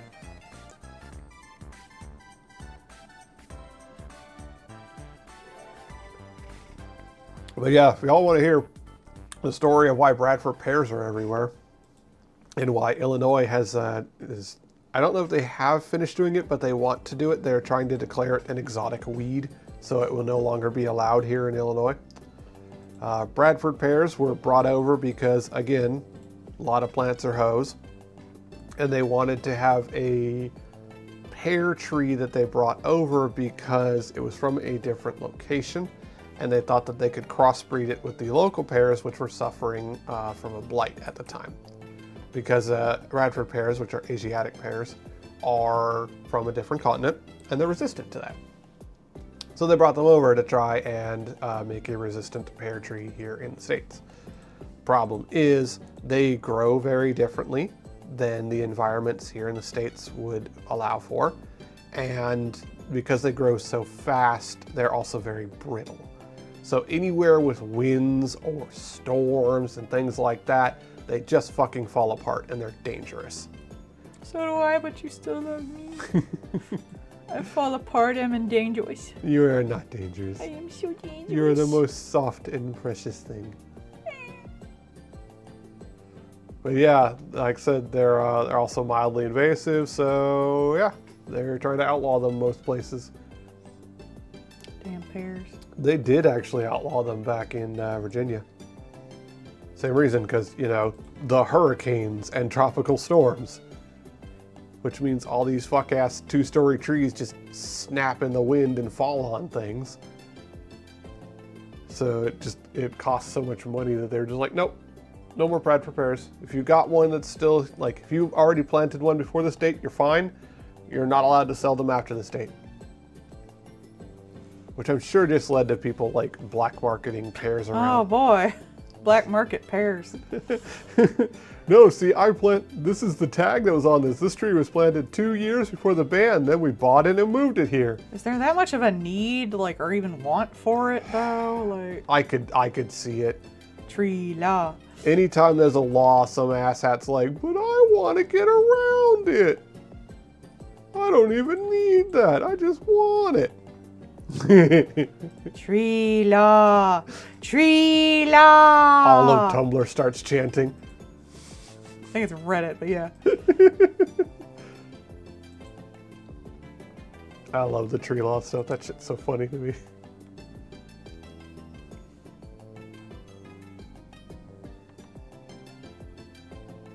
I like plants. I think they're neat.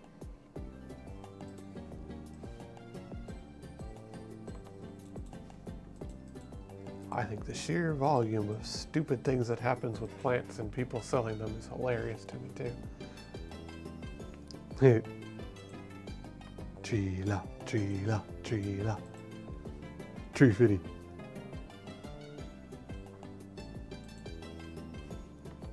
Ah, good scritch.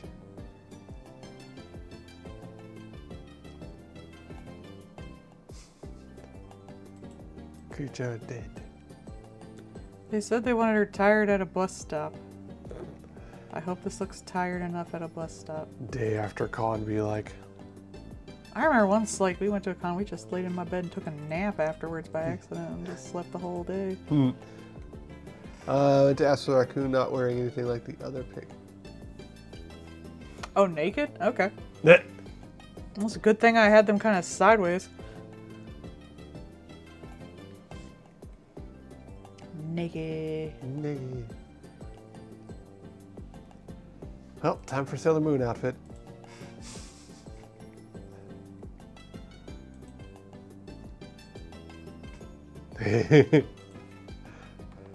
Ah, yes, they're in their Humi suit at a con. What's that one that there was like, oh yeah, I made myself a fleshy suit or something like that. I think it was like a pony one. It was just like, bleh. These words are terrible. Why did you say them? I mean, it's fine with me. Anthropology. Think of how furries would draw humans, too. Oh yeah. Little, like, dog noses. Ah, but would it be racism? Because like there's like, Yeah, it won't be like, primates and my OC's an Asian. oh, you're so basic. Yours is a white person. I see how it is. Everyone's furry's a white guy. Yeah, Everyone's Humi's a white guy. we get it. Your flesh sauna, Steve. Boring. Oh, look Oh, at. does he have brown hair? Oh boy, I bet he's got blue eyes. So Oh no, adventurous. blue would be adventurous. Brown would be the non-adventurous. Yeah, it's like the Squidward being, oh, blue eyes, feeling adventurous, are we?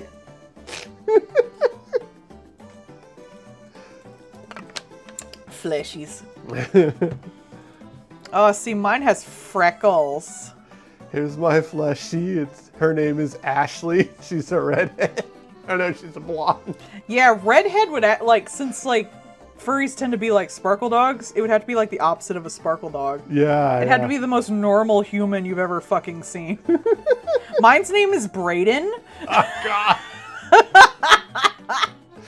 See, so they try to come up with their Huey sauna, and it's like they got the board up on the wall. It's like Brayden, Jaden, Okaden. It would have to be really boring. Yeah.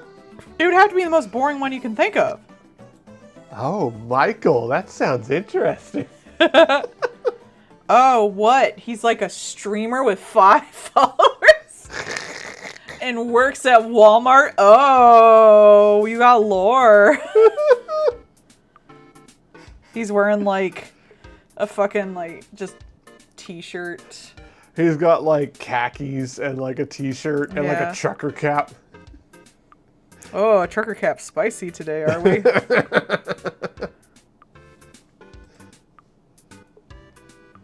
This is my fleshy Sonny. His Yeah! name is David E. Black. Yeah, exactly. Oh yeah, Vitiglia and Heterocurly. Yeah. No, see, mine's exotic and special. See, like, that's the thing, though, because those are all, like, things that are special for furries, so I think, like, everything that would be special for, like, an OC would be the opposite for a fleshy. So you'd basically have to be as boring as possible. Michael Jackson was Like, a instead Sparkle of making Dog. the fucking anime OC, like, person, you'd have, like, the neck beard that makes the anime OC as their fleshy. The comic book seller in Simpsons. Yeah.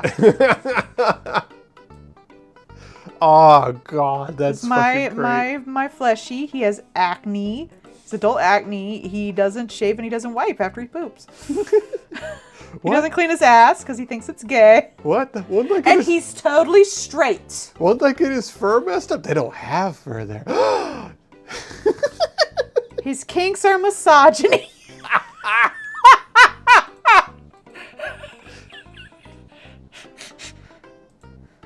Like the He's straight? He only likes women? Like, only women? Yeah, and only women who look a certain way. Dude, that's weird. you know the people that like make something because they're like a hater. Yeah. They'd make like an IRS me. Oh my god. This is my IRS agent, Steve. Why would you make an IRS agent? Why do you hate yourself? This is Stephanie. She works at Walmart. She works the perfume counter at Macy's. Yeah. Macy's don't exist no more. Oh no, JCPenney, yeah. None of them exist no more, really. David is in business school and his favorite movie is Moneyball. He thinks that Fight Club is about him. And he listens to alpha male podcasts. He has a Wolf of Wall Street poster on his wall. And a Scarface poster.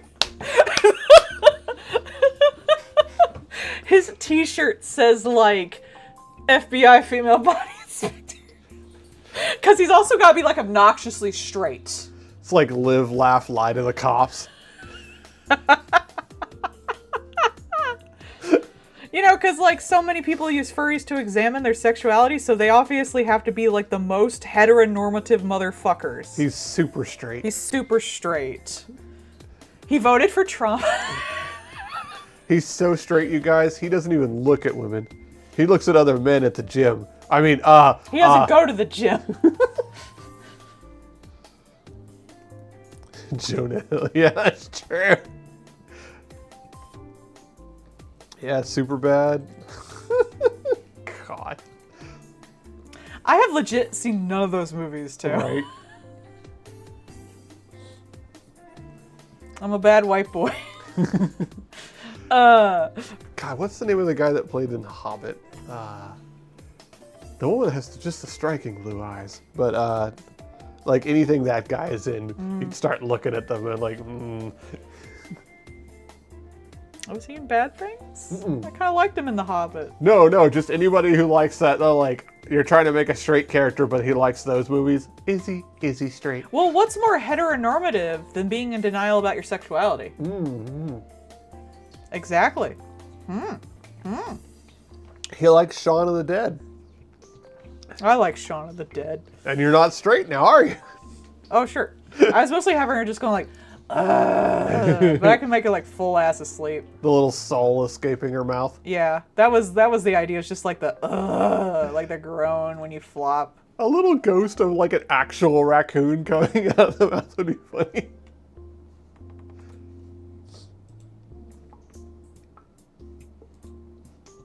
I like this fleshy. I might have to make it sometime.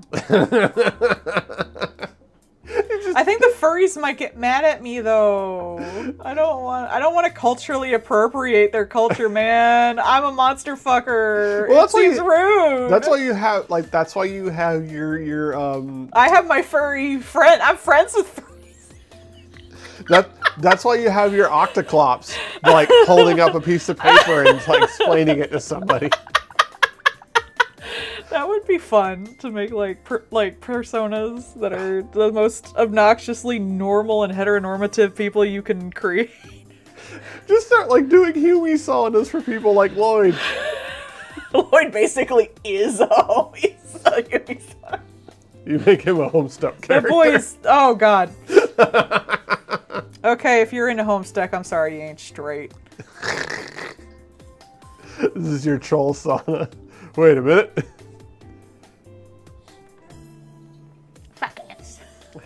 That's so fucking funny.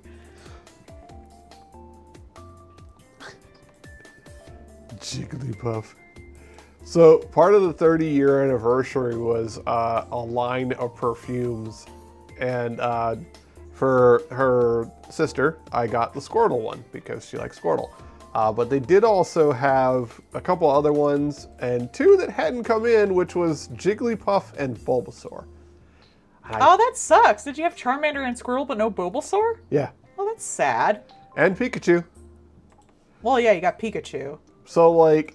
I wonder what Jigglypuff smells like. I know, right? I imagine it's cotton candy. That was my guess. The one that was the Bulbasaur, the Squirtle, said it was like Ocean Breeze. Mm-hmm. Pikachu was like a pineapple one. It's got to be like a zesty I want Burning Hair. That's probably the Charmander one. Oh, that one's probably like spicy or some shit. I'm sure it's probably just like ambergris or something in it. Or sandalwood.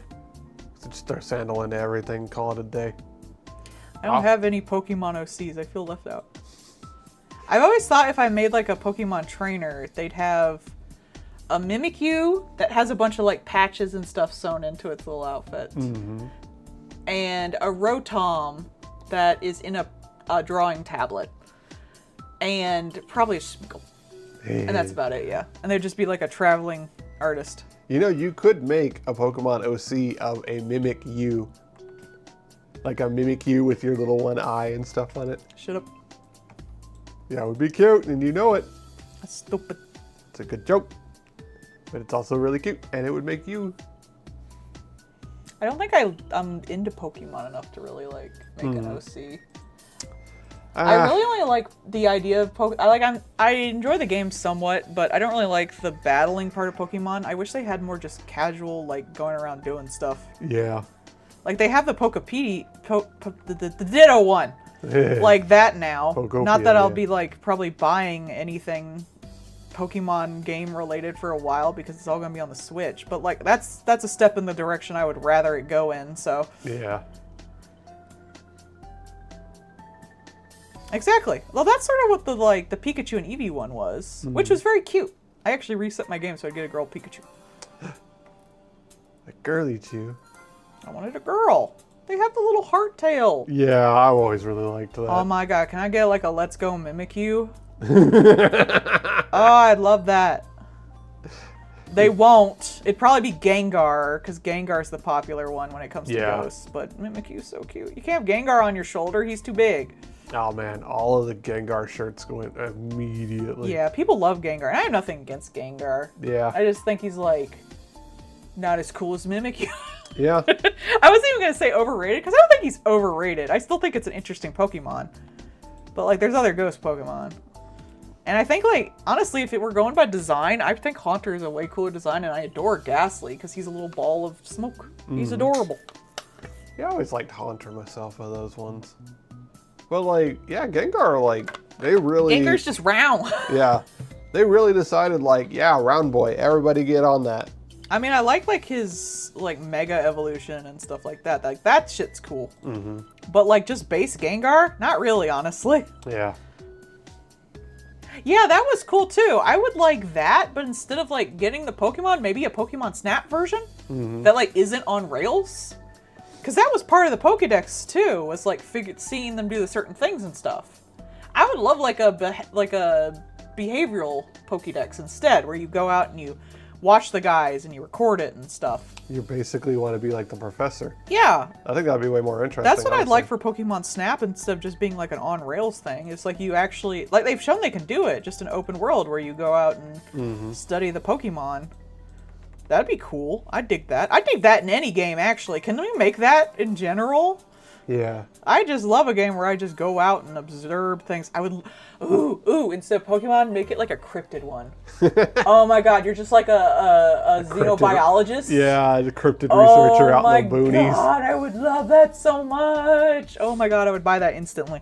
And here's all the pictures of Mothman's ass. I already played that like Creature Kitchen with all the little cryptids, and I was just like squealing over it. Mm-hmm.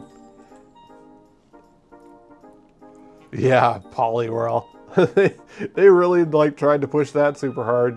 Nothing. Yeah, Poliwhirl was in a lot of like the early stuff too. Uh-huh. If you saw a Pokemon thing, it was like Pikachu, Jigglypuff, and Poliwhirl. Yeah. That were just everywhere. It's so wild to me because like Polyworld doesn't get like anything now. I mean, Polyworld isn't really that interesting, honestly. Yeah. If we're gonna do like a Pokemon like that, I would rather go Wooper, especially like the variant, the Pooper one. Yeah, Pooper. They're just adorable.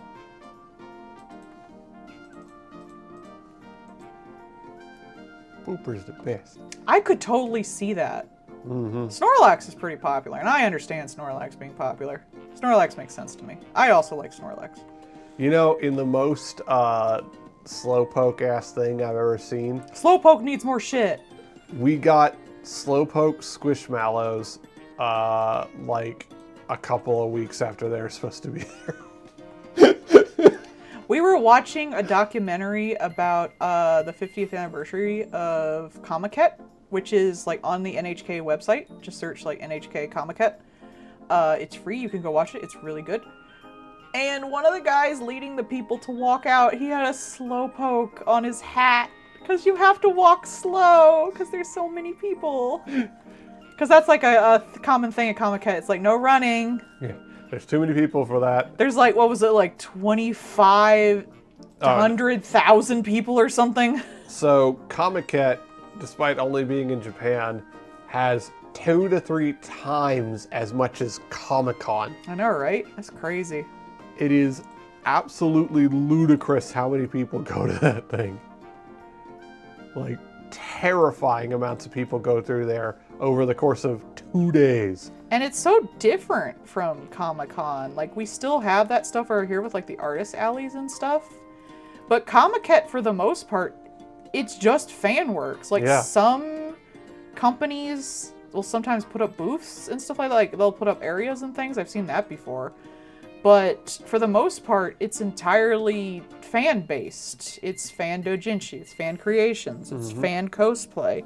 Whereas Comic-Con, it's very corporate. Yeah. It's run basically by the big comic people and the big sci-fi people. There is like, again, the artist alleys and stuff like that, but for the most part, it's just corporate. So it's wild that something that isn't corporate is so bigger, yeah.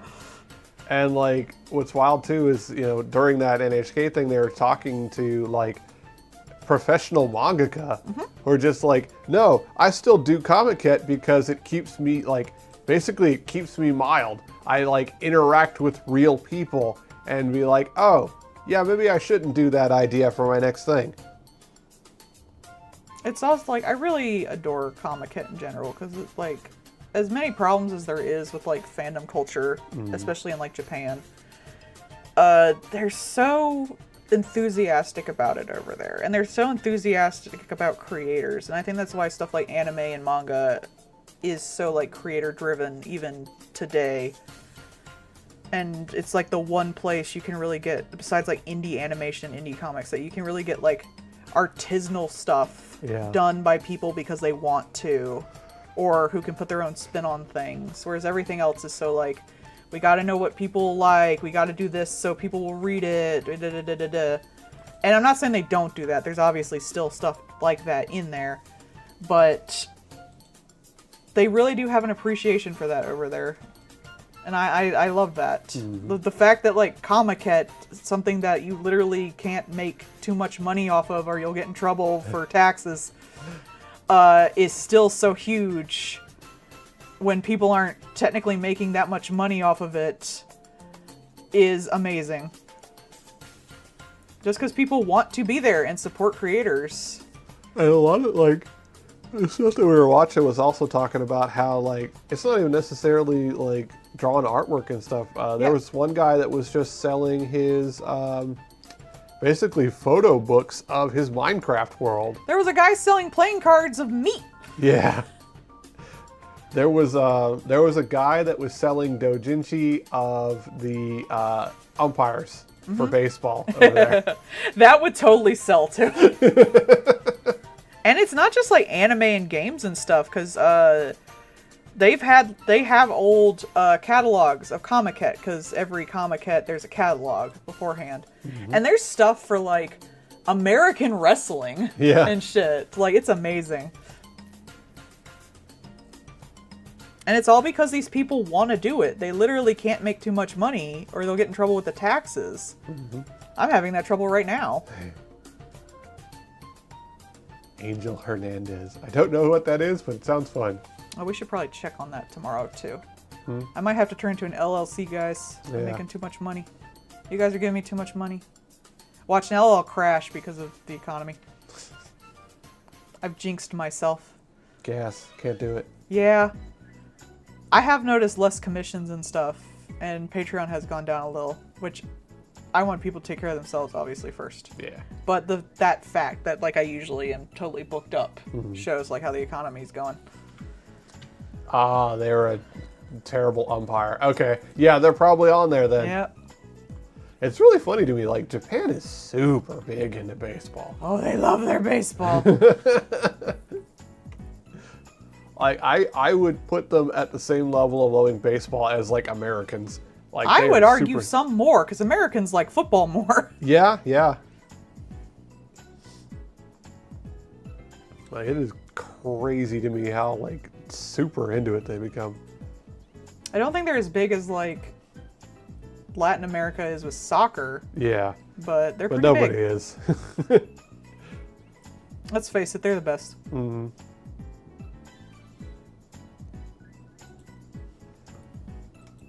Now we just have to get America into luchadors. They're actually, like, wrestling is, like, as silly as it sounds, wrestling is probably doing the best it ever has because most of it's going away from WWE. Mm-hmm. I know there's a lot of indie wrestling now. Mm-hmm. And AEW is doing phenomenal because, like, they're not doing WWE bullshit and they're not treating their people like ass. Amazing how that works. What? No. You know, when your company is run by a scummy rapist and you have a bunch of scummy old sex pests trying to, like, hype him up, you don't really have the best company values and don't take care of your people that well. We listened to something on that Behind the Bastards. Yeah.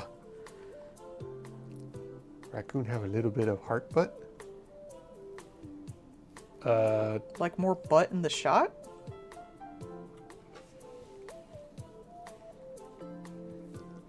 They're kind of sitting on the butt, I guess. They're on their tummy. Oh, gotcha. Oh, heart-shaped marking on the butt. Okay.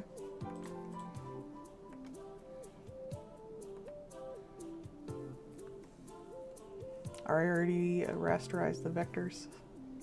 So now it's all by hand. You can do it, boss. You're the best around. I got a little Care Bears patch and I put it on my backpack that looks like a little demon. Mm-hmm. Little demon goat. So now he's a Care Bear. Yeah, he's Lucifer. He's the don't care bear. Oh no worries. The apathy bear. Oh no, it's fine. I was just like, drawing lines I can't just erase.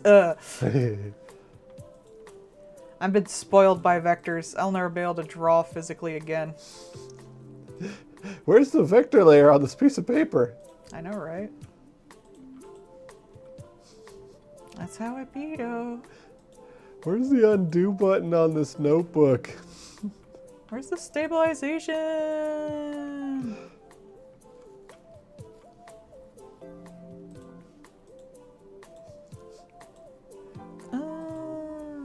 I need stabilization on this Copic marker.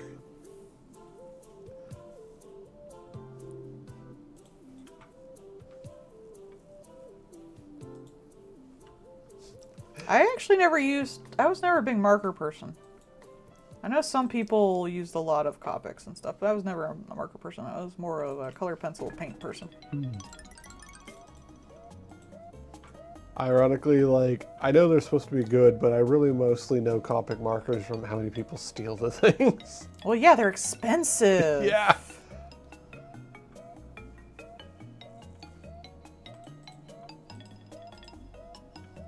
I mean, they're apparently good, or they were. I've been told they've gotten shittier as years gone by. But... Oh, yeah. And shitification and all that. Mm-hmm.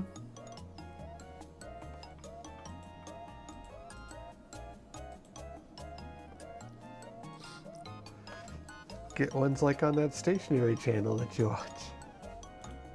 I don't think they have, like, they did have that pen that had different leads. Yeah. That was really cool. I like that. I like the one with the little, like the little highlighter ones. I thought those were really cool. I mean, stationery's just cool. Mm-hmm. Especially as an artist. I, like, get excited about it still, even though I don't use it anymore.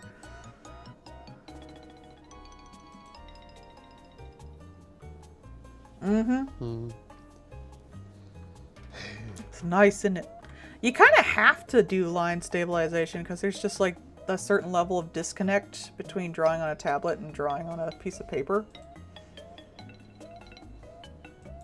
I think that like kind of balances it out, honestly, for me.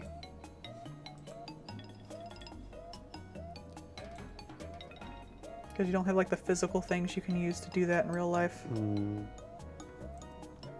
Texture. I wonder too, like, depending on the screen and the pen and stuff like that too, if you started off analog and then moved into using digital stuff, like, isn't that part of the big, like, changeover is, like, you don't have the resistance? It can be. Initially, it was more, like, when I started, screen tablets were very, very expensive. Mm-hmm. They were not the norm. Now people draw more on tablets than they do anything else, so. But it was more like the disconnect of having to draw on something while looking at something else, and now, like, it's just better for you anyway, because you're not hunched over. So that was the initial one. It was like, damn, it's really hard to draw on something while it's doing something on another thing. It'd be like going from probably like a touch tablet, a tap tablet, to a mouse when you never used a mouse. Probably be the same like that.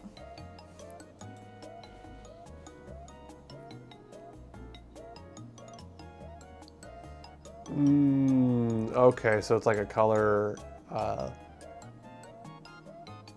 Gotcha. Do you have a reference for that? Is it like this? Does it just continue down the thigh? Or is it like that? Okay. Here, I'll put it in. A. B. I'll just continue coloring while that delay hits. Yeah. B. Okay. Yeah. So butt. B for butt. It's Do B not for... judge me. It's B for butt. You obviously just have to commission me to draw her sexy ways. Advertising. Y'all didn't see, but I gave a stupid thumbs up. Yeah.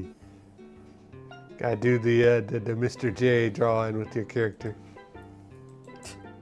Where he's got like the leg out on the side of the street. Yeah. Hubba hubba. That or the cream pie one. Don't you want to rev up your Harley? Vroom vroom. How the fuck did they get away with that? I mean, she came out of a cream pie. That was the starting part of the joke. Like, everything in that episode is just like, yeah, don't worry about it. None of those executives have sex. None of them will get these jokes. As long as they don't have genitals showing, it counts as safe for work for me, so I don't do the extra charge, so. Yeah. So you can have like a fully naked dude, but like they just don't have anything out. Because I charge by the genitals. As I should. Ken doll ass. Yeah. It's the same with like the sex. If like, that is not where I wanted to put that. If the people are fucking, it's sexual. But if they're just like staring at each other naked, it's not. So I don't up the charge, which is like another $5. If they're masturbating, it's sexual though, so that's another $5. If they're just naked, that's just the nudity charge. If they're naked with no genitals, that's just normal. Nudity. Nipples can kind of go either way. Much like my old tits, haha. Just lay down, they go sideways. Which is hot. No. Yes. No. Why would that be hot? Have you seen women? Women hot. All right, I'll give you that. That's Yeah. pretty hot. Yeah. Oh no, she looks like she has weight to her. Darn. Almost like she lives her life.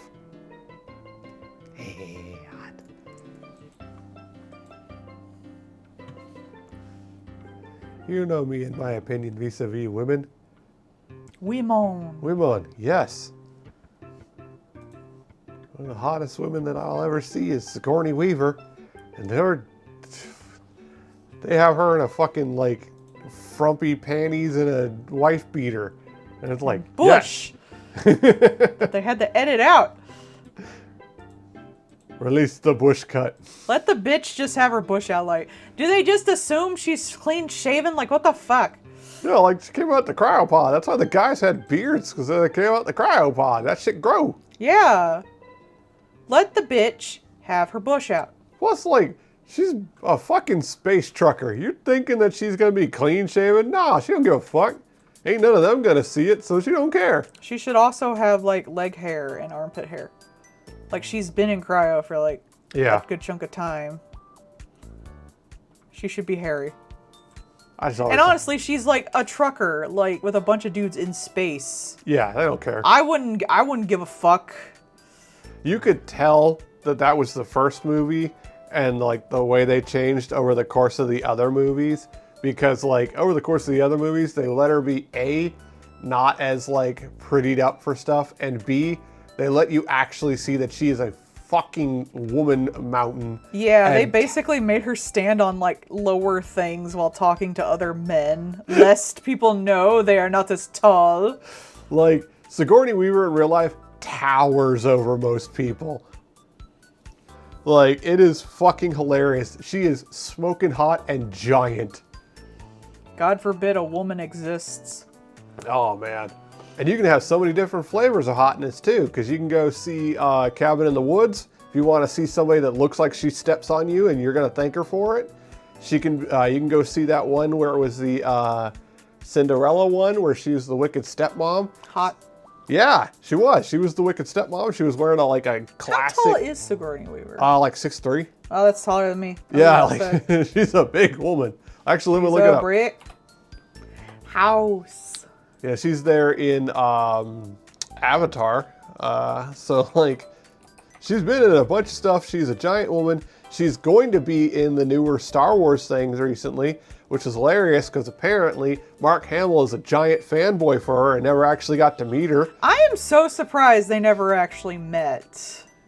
You think they would? Yeah, right. Also, he could have probably just asked. He probably could. He's probably too embarrassed.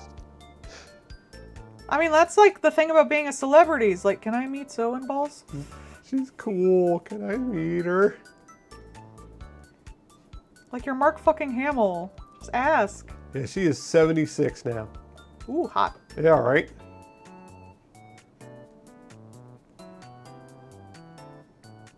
Not 6'7". Yeah. But no, she's a cool lady. Let's see. Always a trick to find that because, like, oh, woman, we don't want to talk about it. What are you looking for? I just wanted to see what her height was. Yeah, so she's over 6 feet tall. I'm like 6'1" at Yeah. best. So she's like at least your height. She'd be taller than me. I could look up at her. That'd Yeah. be cool. I'd be into that. Let's go. Well, like, yeah, like she legitimately for a lot of those things, they either had to pose her on different structures or give just the men stilts or put them like a stair above her. in like different camera angles and stuff too to try and like have this illusion. And then by the second and third one, they're like, ah, fuck it. Yeah, she just mogs that one guy with like the basketball. oh, you can't reach, baby man. Just powerful. And like I said, you know, spoilers if you haven't watched it, but you should watch it too. Cabin in the Woods, she's there. And you should look up her outfit in Cabin in the Woods because, oh. I like to think in there she's just God. She just shows up. She's just the god of that world. She's one of like the Eldritch monstrosities Yeah. that's just like down there to talk with them. She's just like the interface with the other gods. Yeah. She's the one that's just freak enough to be like dealing with the humans. I was gonna color it, so. They'll fade in a little more then. Yeah, Cabin in the Woods was really good. If you like horror stuff, you should definitely watch Cabin in the Woods, because that is just a good horror movie in general. Which, oh yeah, that reminds me, after the stream, once we're done having a break for a bit, we should watch that little preview for the Resident Evil movie. For those who don't know, the new Resident Evil movie is going to be done by the guy who did Weapons. And internet had a big hissy fit because basically it just looks like a good horror movie. And for some people, I feel like you can't get any worse than the fucking Resident Evil movies. Yeah, right? And legit, like... And they're like, how dare? Where Raccoon City? Where RPD? Blah, blah, blah, blah, blah. It's like... Until, like, the latest game, they weren't even in fucking Raccoon City for, like, 3 games. Like, oh, I'm sorry. Is your steak too moist? Is your lobster too buttery?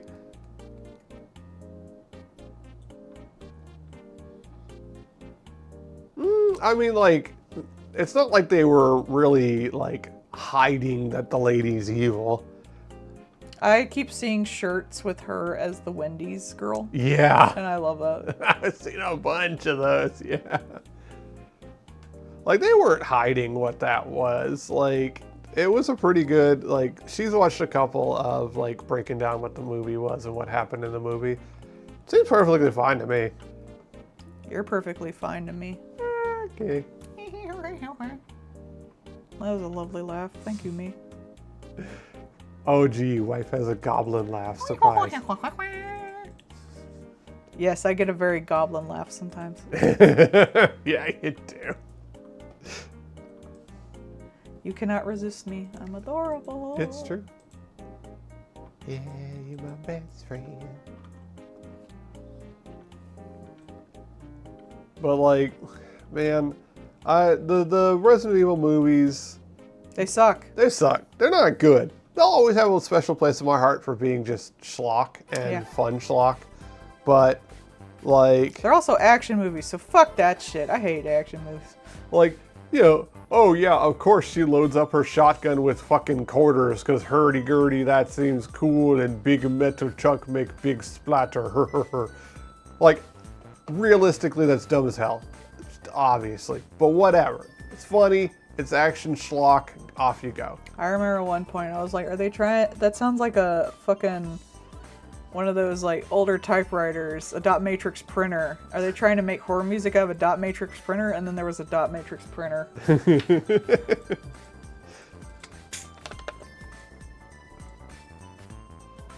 Yeah, man. Like, you know what that is? Good writing. The thing is, if you have a twist and it is well telegraphed, it should be interesting, but if you know about it ahead of time, it'll still fit. If it's a good twist, a certain amount of people should be able to figure it out. Yeah. Otherwise, it's a bad fucking twist. Like, if you can't, you know, if you can't do the Leonardo DiCaprio pointing at the screen and call it, then it's not well put out.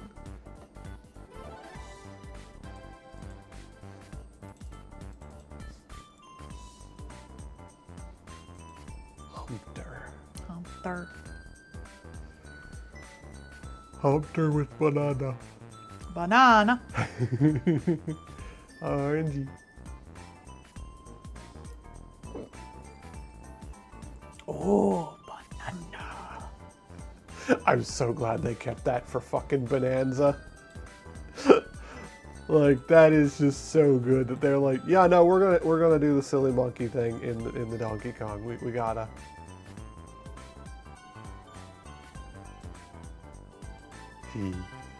Frog Hicket.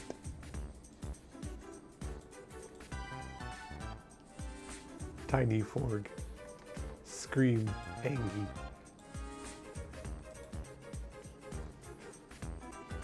I'll make the tip of the beak like the crown.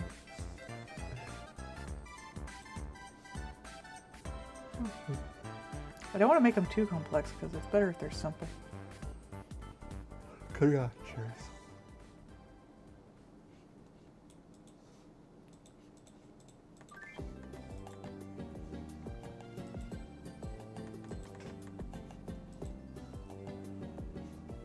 Making simple designs is fucking hard. Mm-hmm. You should. Woolhaven's very good. That, like, those two areas look phenomenal. Woolhaven also has a great fucking story. They did such a good job with it. I think it's the best writing in the whole game. Which, like, I think Cult of Lamb does have some good writing in it. I think they do a lot with little because it works so well with the environment more than anything. But like Woolhaven too, like also just has like incredibly great writing. Like that's a good story. Mm-hmm. I think if you like limit writing down to just like the amount of words, Cult of Lamb has very few words as far as like a lot of video games go, but they tell so much story in the environment and with the characters and stuff, which is how I prefer things anyway. They didn't know that their spouses fight, so they married all the gods, and now they try to kill each other because they're not keeping an eye on them. I mean, they tried to do that before you. It's not new. In her game, Shimura tries to fucking like throw hands at every goddamn buddy. You know what sucks? I think in that playthrough I was like, I'm only gonna marry Narander. But if you don't marry at least 2 people, you don't get the wedding outfits. I'll keep it straight. I kind of want to keep the point of the crown. We don't I really won't have a wing out. We don't know what happened with Shimura in her game. Shimura's just the fucking god to throw hands. He just wants to fight, bro. I'll show you why I became the god of war. Fucking beat every damn buddy. During her stream, we counted 8 times that motherfucker threw hands at people. Stop it, Shimura.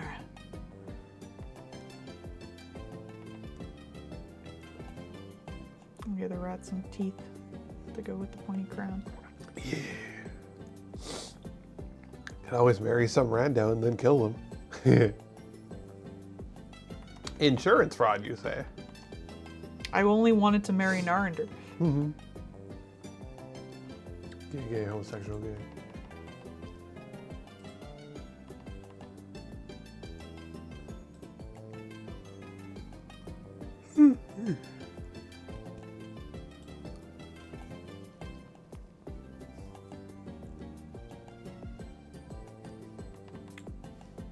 Stop beeping. Someone out there beeping their horn.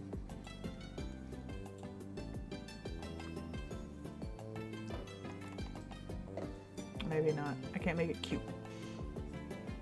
I'll make it cool.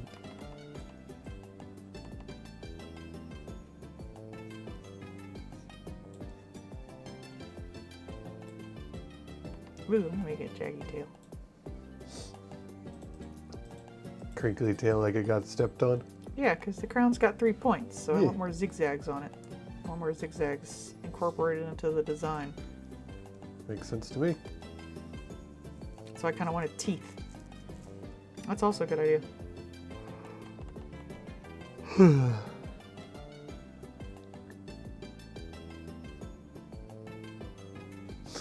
Plus, like Heket's, you know, the god of, you know, famine and hunger and all that stuff, so should have some teeth-related stuff.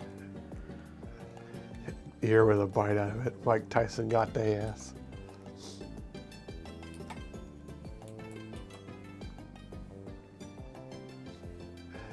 He will forever be known for Chomp.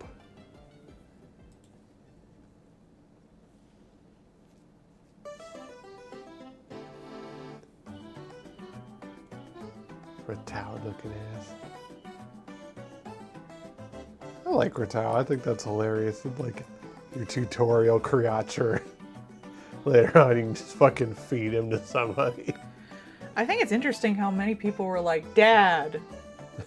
And I was like, oh, look, a guy who likes to drink and gamble. Yeah. I wasn't as attached to him as everyone else was. Mm-hmm. I sacrificed him. I thought it was funny. Thought he was a fail rat. I've been commissioned for that. It's kind of fun, honestly. Well, they were fucking another lamb. Still counts. I'm counting it. Yeah.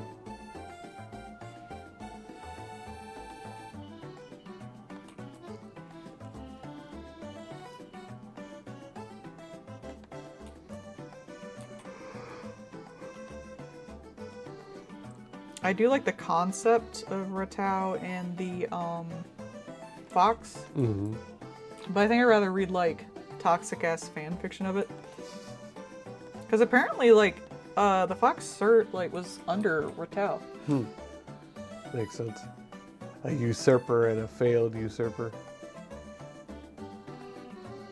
Well, like apparently like when he was running the cult, he was one of his members. Yeah. I like. Damn, how bad did that fucker fuck up that one of them became like a cannibal beast of hunger? Like fuck. Apparently pretty well. Yeah. Apparently they want to tell more of his story, but they haven't done it yet. Yeah. So they have a story planned. Maybe he got thrown out because all the lambs got executed. I mean, they were gonna anyway. Yeah. Because you can't get your god back without the lambs, and he got the last one executed. Sounds like a fail. I think the rest of them were trying, but he was just bad at it. Apparently. He just bad at his job.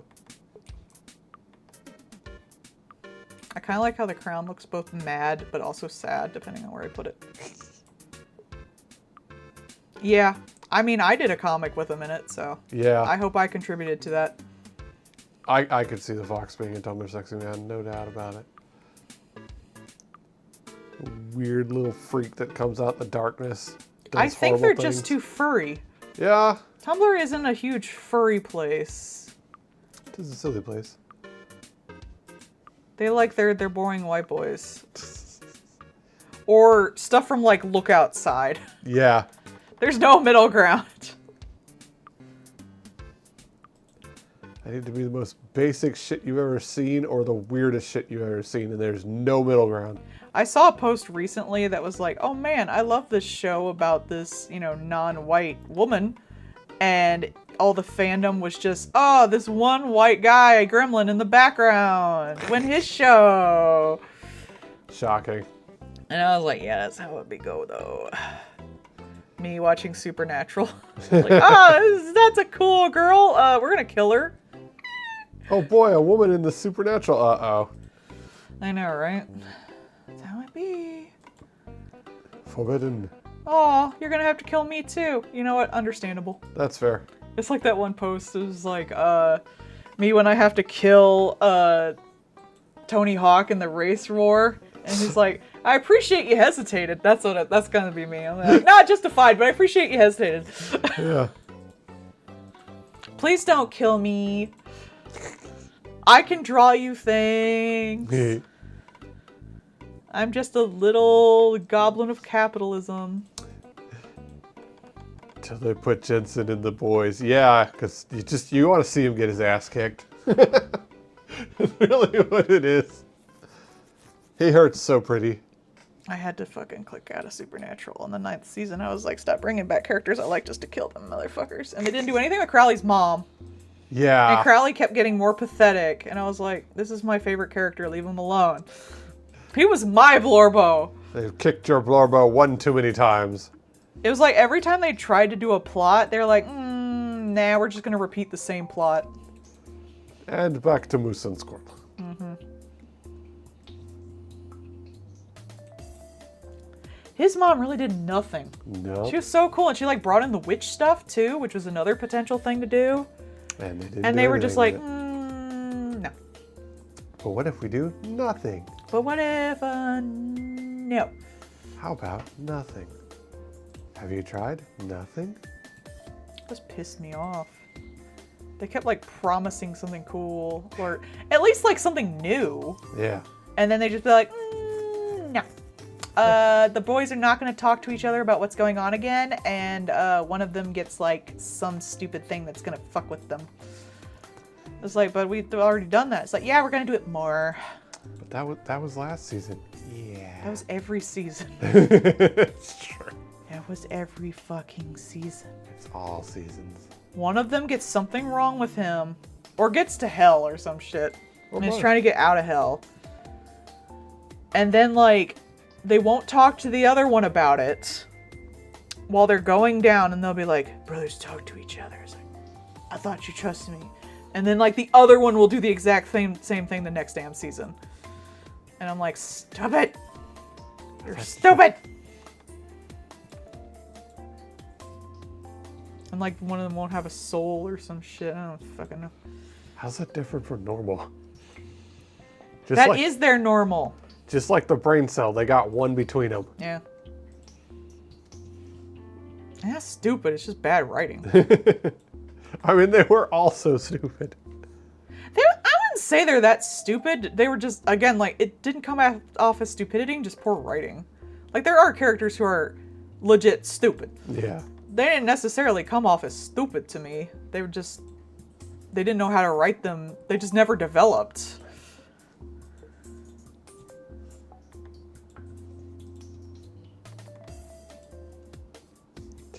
I just wish he wasn't racist. Yeah. I mean, he is supposed to be like a racist Captain America because he is supposed to be like actual Captain America if it was from the 50s. Wait, is he one of the supernatural guys? Yeah. Squirrel. Is he the dude who like lasers people's heads off? No. Oh, I was about to say he doesn't look him. No, he's he plays basically like the Captain America analog. Oh, I thought that was that guy. No, that's the Superman analog that you're thinking Oh. of. Yeah. Okay, see, I don't watch it. Yeah. Not that it's bad or anything, it's just not my bag. Yeah. And I like anime. I'm just too pathetic, honestly.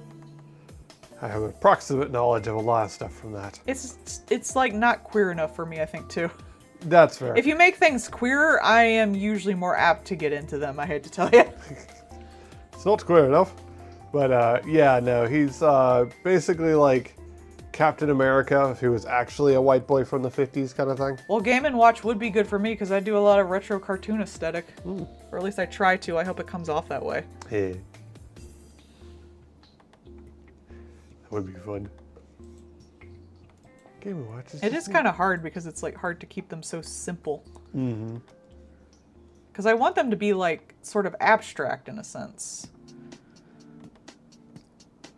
Do you remember that like that Futurama like knockoff that was like Futurama but in fantasy? Yeah. And how one of the characters was like a 2D flat demon? I want them like that. Yeah. I always like that when like something looks wonk because you just physically can't comprehend how it actually is. Yeah. I always that's like what that's what the vibe I want for these guys. I don't want them to actually have like shading and stuff like that because they don't exist here in the universe. Yeah. They're just kind of like void. Your brain is imposing form on them. And then the feathers look like scales because fish. Mm-hmm.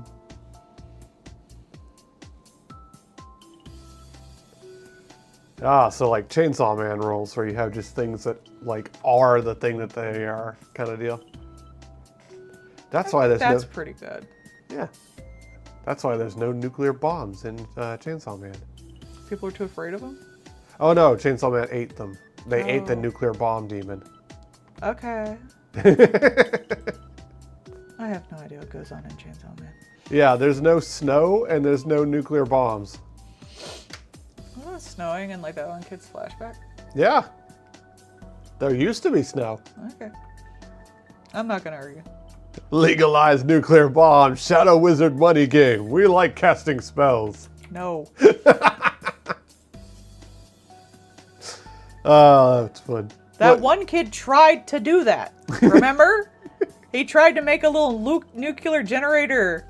That Boy Scout. Yeah, he did. He bought a whole bunch of fire alarms.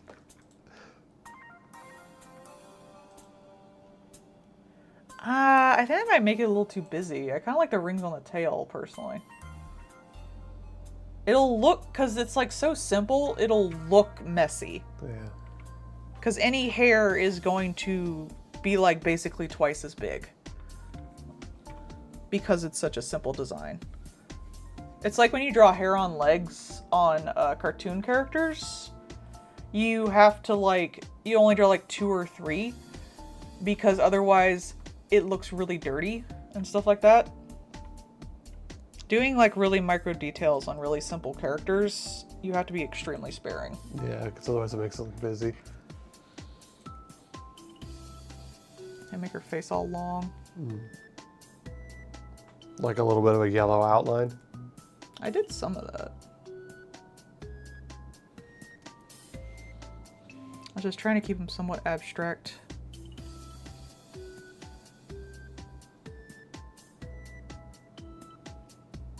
So you wouldn't entirely know the form. Yeah. I think like that, just along like the neck and the... Yeah, because if it was hair, it would look, that looks so dirty to me. Yeah. That would just, I don't like it. Yeah. I'm giving my art, I'm putting down my art hand in that. That would be way too dirty. Because that looks more like a lighting. Though I can probably do this, so it looks more mousy. Okay.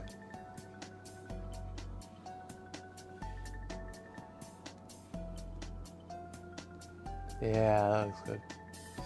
I always worry I'm being mean when I'm doing that, but sometimes I just want to tell people, like, no, it won't work. Yeah. No. In my art opinion, no. But that does help when you like show it too. Yeah. Like doing like that. That actually does. It's hard to explain to people. Mm-hmm.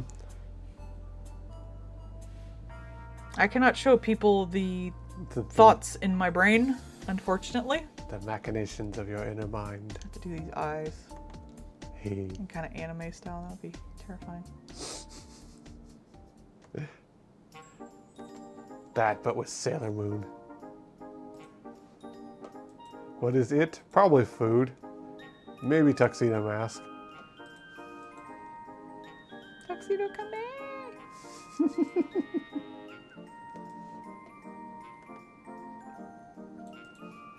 Honestly, it's Oh, there we go. I got it. with Sailor Moon, the I love it is just everything. Everything and everyone. She have made of me. Man, now that I'm on Crunchyroll and not watching my bootleg websites anymore because they all like got fucking taken down, I can't watch the original Sailor Moon dub no more. Boo! That's the only way I like to watch They it. don't have Deke dub on there? No, why would they? I don't know, because it's probably costs them nothing. It's probably fucking dirt ass cheap at this Dude, point. rewatching like Sailor Moon S with the Deke dub was one of my favorite things to do. I'm not even joking. I don't even know if any of the companies are around that would try to like charge some royalties for the Deke dub. Well, they're trying to be somewhat professional over there, even though they're dirtbags. But that is like the newer dub is considered like the official one now, so they're gonna have the official one up. Boo. Yeah, that's how that works. Boo. This is why I don't like watching. Like, I prefer the fan translated stuff just in general. I don't want it clean and professional. I like all the faults that come with like the older ones with the bad dubs and everything. I mean, like, if it weren't for the charms of Deke dub, we wouldn't have a lot of that stuff around. So, like, to just like toss it off to the side like I'm done with this now is pretty disingenuous. I like my drying pan. I like my jelly donuts. It's funny. And like I know it, like we know enough today that like that's not true. Like that's not the real dub or anything.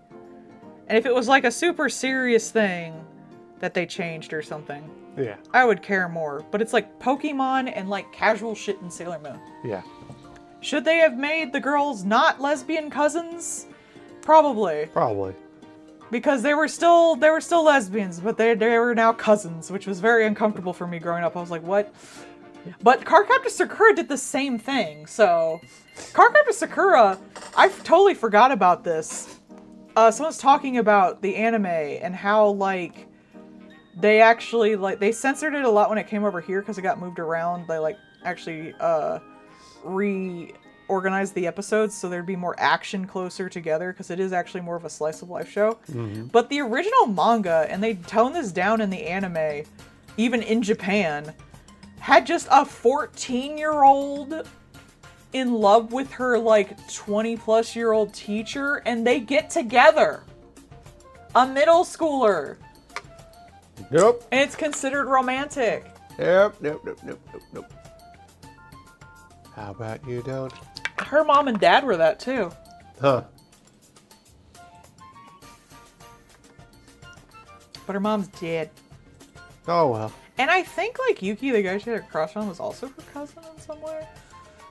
Or something like that. Well, who knows?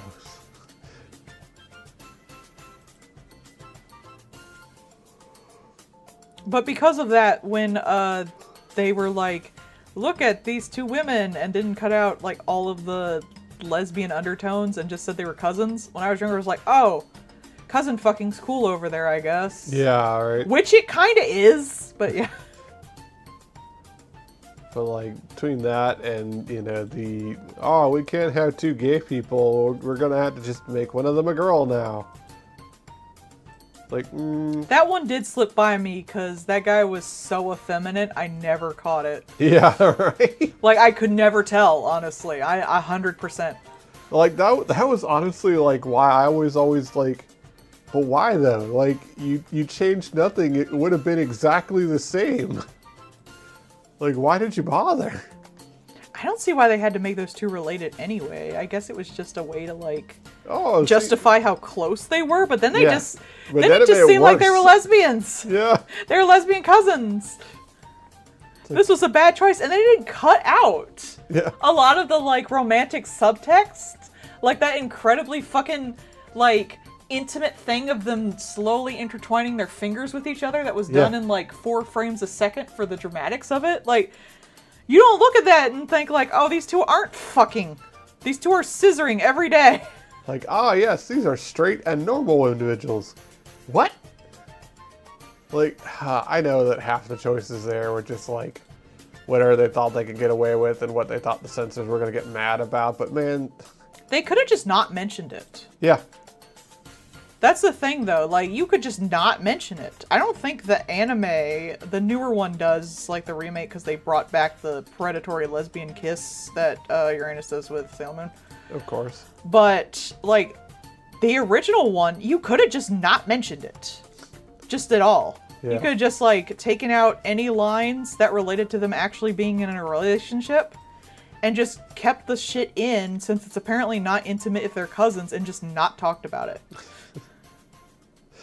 Which is wild, because it's very definitely intimate. I don't... I'm not saying it's not, but you Yeah. could just, like, not acknowledge it. Yeah. That's what a lot of things do with their gay subtext. Just pretend it's not there. Yeah. If we don't call attention to it, you don't notice it. It's not how that works at all, but, like, okay. It's better than nothing.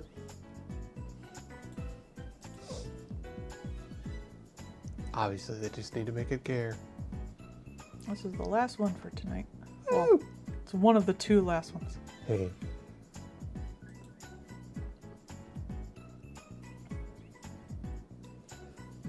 I love seeing some of those videos where it does go over, like, things that were censored in the cartoons from that era and stuff. Because some of them were like, alright, yeah, that's fair. And then others are just like, why did you bother? Like, I get why they took out the episode of Sailor Moon where her little brother, like, abused Luna. Like, kicked her and shit. Yeah. Like, I don't want to watch that either. Though, ironically, I found out about it because I collected the Sailor Moon cards, and that was in there, even in like the English one. Kick the cat. I do like that they took out like Chibiusa when she's like evil lady kissing her dad. Yeah. Like, that's a little funky, and I don't like it. Yeah. I think that's worse than the cousins thing. I'm glad that's not in there. Honestly, I kind of wish they would do that to Made in Abyss. I wish they just cut out all the creepy lolly stuff or just change some lines. Yeah. And it's like, oh, you're changing the art. And it was like, it's weird. Like, you know. It was already changed from the manga. They censored it somewhat from the manga already, so Yeah. obviously that's not cool. Like, no, this is something that a good editor would have told them not to have to begin with. You're not getting away with that. Just no. And it's not like I don't think that, like, lolly people will get off to that. Like, they will. Yeah. They'll get off to it whether you sexualize them or not. Mm-hmm. So you might as well just save that for the doujinshis. Like, especially, too, because some of the stuff is just, like, you can tell it was just there because they wanted to and not because it served a purpose. Some of it did. Like, I thought, like, everyone, like, pulling Reg's pants down and being like, oh, look, he's got a penis. Isn't that weird? Because he's a robot. Yeah. Like, that is fucking weird. A robot has a penis. It's weird, and it also, it dehumanizes Yeah. him. It treats him like an object. I would even say, like, some of the scenes where, like, Red's Code, like, that scene where she, like, poses in front of the big hole he shot through a wall without a shirt on, but she's covered up, like, by her hair. That's not even that terrible, because it's comparing, like, this tiny, fleshy human girl to this killer machine and its destruction directly. But it just got worse as the series went on, because I think the guy could just figured out he could get away from it. Yeah. Well, I know why, but, like, why would he have a belly button, too? That was another thing. Yeah. But the penis is funnier, because, like, haha, penis. Haha, little boy boner because he sees women. Why would a robot be able to get a boner? Wait a minute. I would have preferred not the boner, but the boner is kind of, like, forgiving, because he is at that age. Yeah. And it's not shown or directly, like,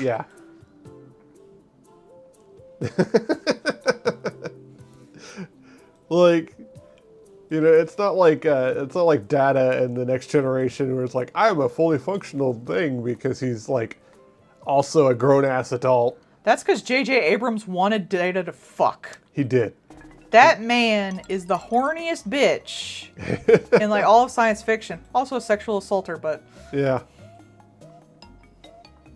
it was the 70s. They kind of all are. If you wanted a hoe in sci-fi, it's that guy. But yeah, no, he wanted Data to fuck. Data canonically fucks, and the author has that's a hard line. You will have no choice in the matter.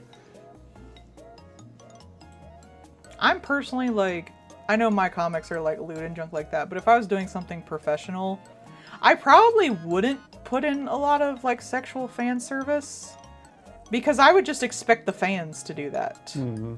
Not that I'm like against it or anything. I would just want it to be like more people to be able to read it without like getting weird eyes or like the sex repulsed asexuals. Like I would want them to enjoy my story and stuff like that.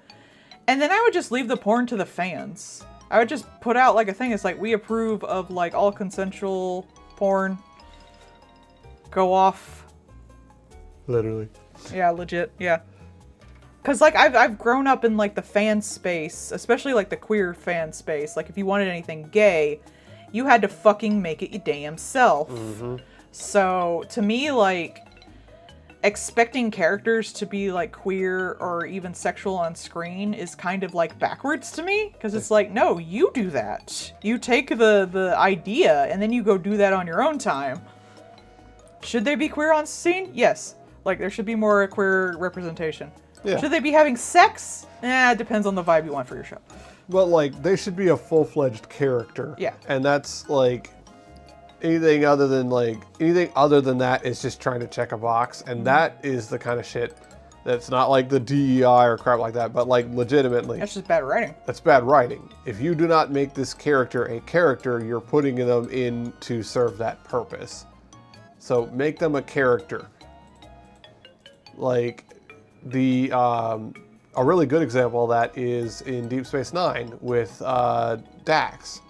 Like, she's a pretty good trans allegory right off the bat, but also like she's a canonically queer character. Yay!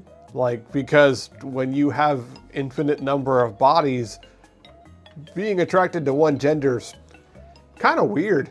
Gender is stupid in space. Yeah, like you can't. Gender is stupid in fantasy. Everyone should be fucking whoever the fuck they want. Like, why be straight in space when you have the opportunity to meet all of these other aliens? Like, why do you care that why do you lesbians exist if people are fucking dragons? That's my take on everything. There you go. Or that one dwarf that you can never have. You can't fuck him. He's too good for you. Just like that tall lady. You can't fuck her either. Yeah, because she's too good for you. Yeah. I'm sorry. I don't make the rules. These two characters are canonically too good for your ass. Sorry. Get better. Yeah.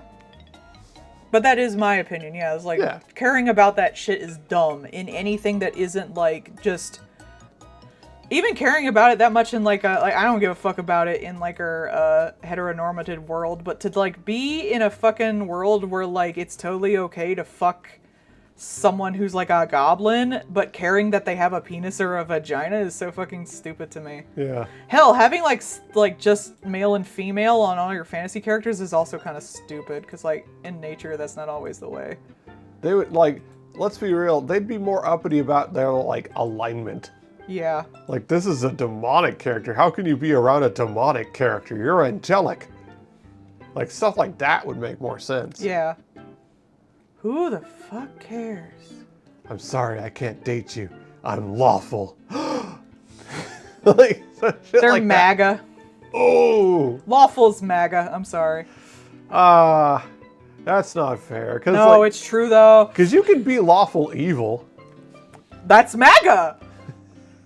Okay, I'll give you that, yeah. You just proved my fucking point. You know what? Yeah, no. I concede the point on that one. You are correct. I'm sorry, sweetie. That's like 50 different anime already.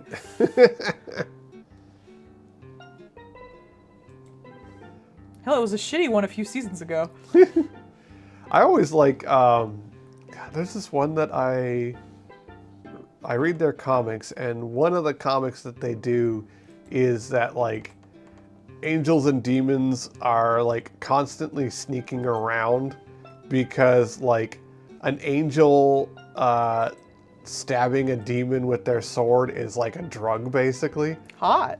And so like they're Is the sword their penis? sometimes they're a lady, but like it's basically just like drugs. So there are like these sleazy angel dens kind of thing where like angels and demons meet up to just be like addicted to each other, and so To it's stab each other with their penis? yeah, and so it's like not only like romance and like forbidden romance and stuff like that, but it's also like toxic relationships and things like that. I mean, that's basically like that one ship in Sorry We're Closed. Yeah.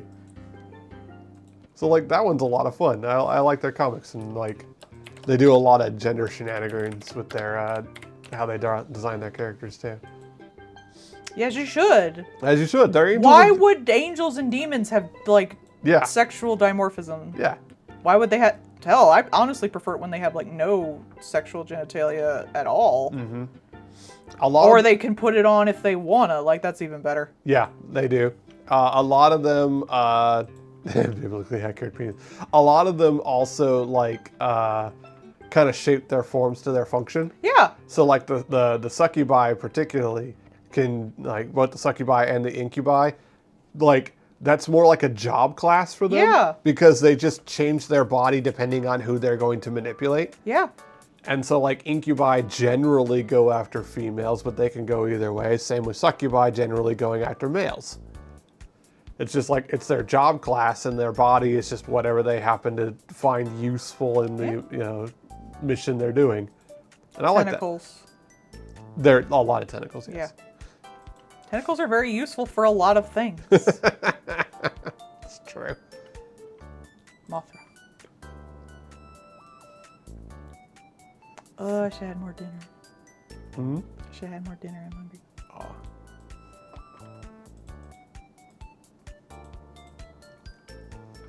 Soon you'll be free to eat. I don't want to eat. Eating's annoying. Food go in the wife.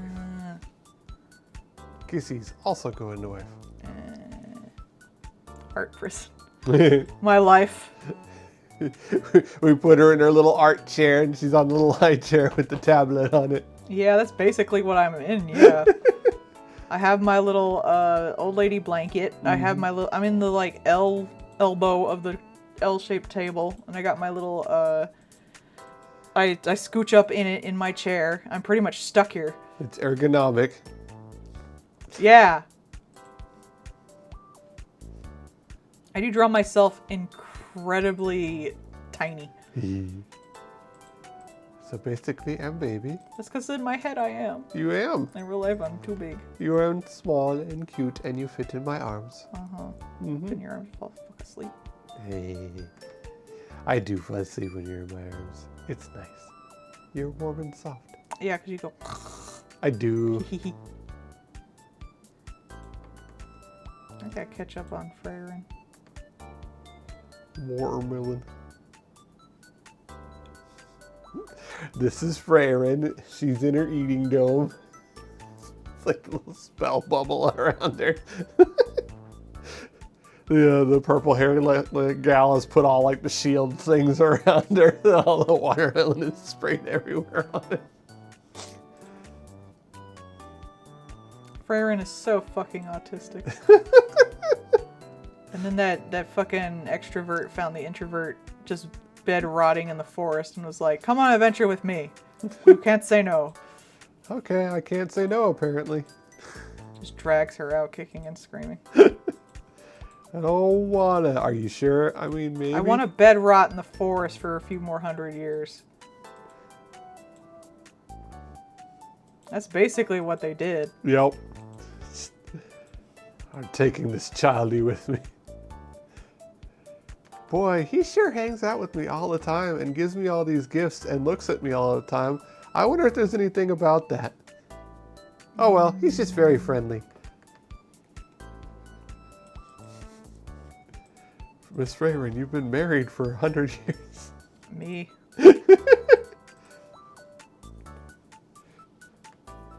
It's like Himmel is just on his deathbed of old age. And he's That's like, what he did, yeah.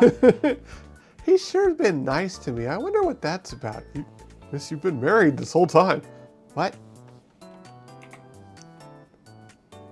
I thought he just gave me a nice ring because it was pretty. In his defense, she did like leave for like 50 years. Which is kind of shitty, honestly. Yeah. He didn't know. Well, it just didn't occur to her. She's autistic. Mm-hmm.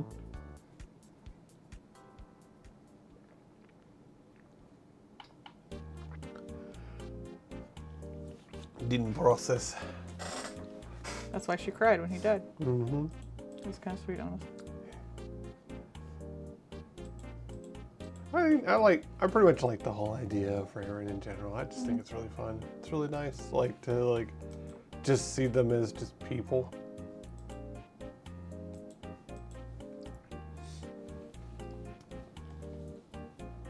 He was so happy to find all the weird books as they go around. Based. Look, there's a small % chance this spell is wrong, and there's actually something really cool in this. It's a mimic. It's always a mimic. There's literally a chalk sign on the ground that says, beware mimic ahead. No. Freyrin in Dark Souls. You can literally see the fucking thing breathing. I like it when she had her tantrum. That was funny. I relate to that. If you call me that one more time, you'll regret it. Or what are you going to do? I can throw the worst tantrum. Based girly. Proceeds to have a tantrum. Was it like a month or something? It was like 4 days.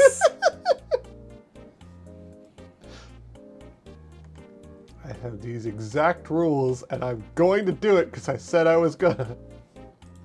Autistic. It's true.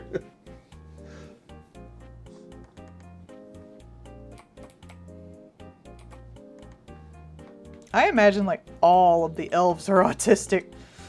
I mean, like, they live on a different time scale. They're gonna be a bit weird compared to, like, all of the other races. They don't even want to fuck. They got infinite time to do stuff. I'm not sure why they don't consider fucking part of that stuff to do, but here we You are. gotta raise a kid and junk. You're telling me that these bastards lived that long and haven't figured out, like, birth control spells? I mean, they do. They just don't really have. They're very like it's the whole like when you can live forever, you have no drive to really do anything. Mm-hmm. So they're basically asexual because they just don't have an interest in it. Yeah. Like, why would they? I mean, unless like that's your hyperfixation, I guess. Yeah. It's the whole vampires trying to have like a thing you obsess over so you can keep sane. Madness. Though it seems like they die just as easy, so maybe they should just off themselves after a while. But I'm done. Like, That's what I'd do if I was immortal. I'd be like, I'm done. there's that one. I see it pop up every so often because I like their art, and it's a supernatural romance where a lady finds out that this dude can't die, and rather than kill her to keep the secret, he's like, well, now you know, you're gonna have to work on figuring out how to kill me. Hot.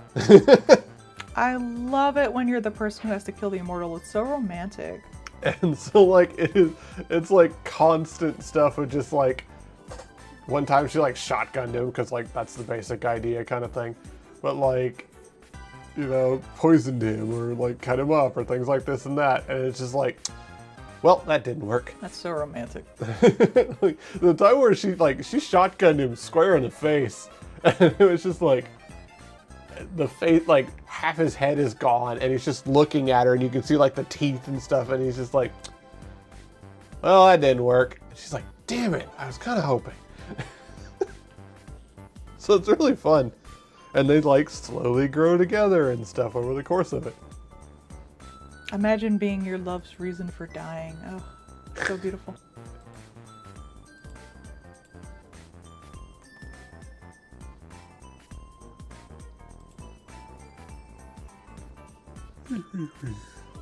That's what I have Uin and Nari for.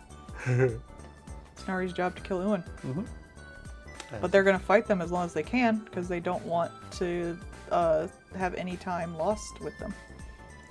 So they're basically going to have to live until they're sick of them. Which will never happen. They have a hyperfixation. You're mine now, dog. Yeah.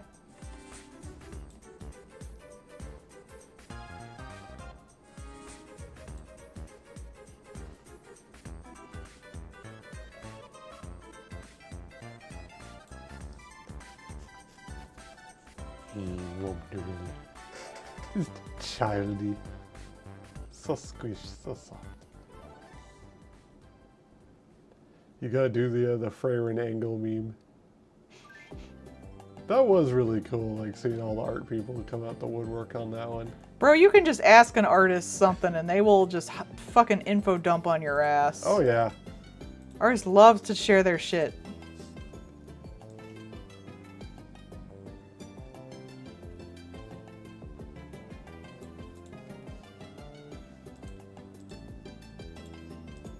I did it earlier today.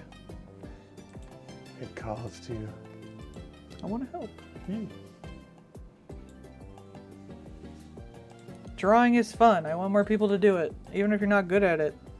I hate that people think you have to be good at it. You don't have to be good at like basketball to enjoy playing basketball. You don't have to be good at video games to enjoy video games. It's just silly. I'm not good at a lot of the fabric crafts I do. I still do them because it's fun. The act of creation is fun. You can just have joy in your life. You can get better, like it's fun to improve. But just because you're not as good as the person over there doesn't necessarily mean you're doing it wrong or you're not having fun. Be happy making things. Hmm.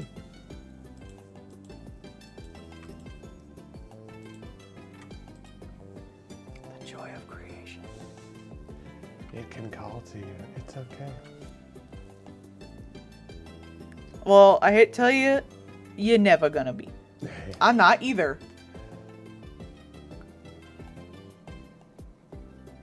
You think I'm satisfied with anything I make? No.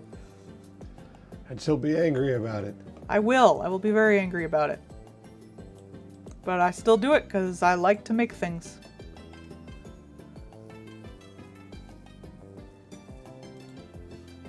You think I'm proud of these things I draw in like 5 minutes? No, they suck.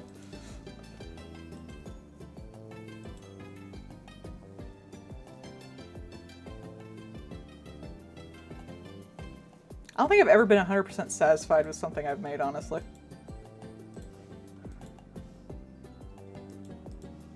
There could always be improvements. Yeah.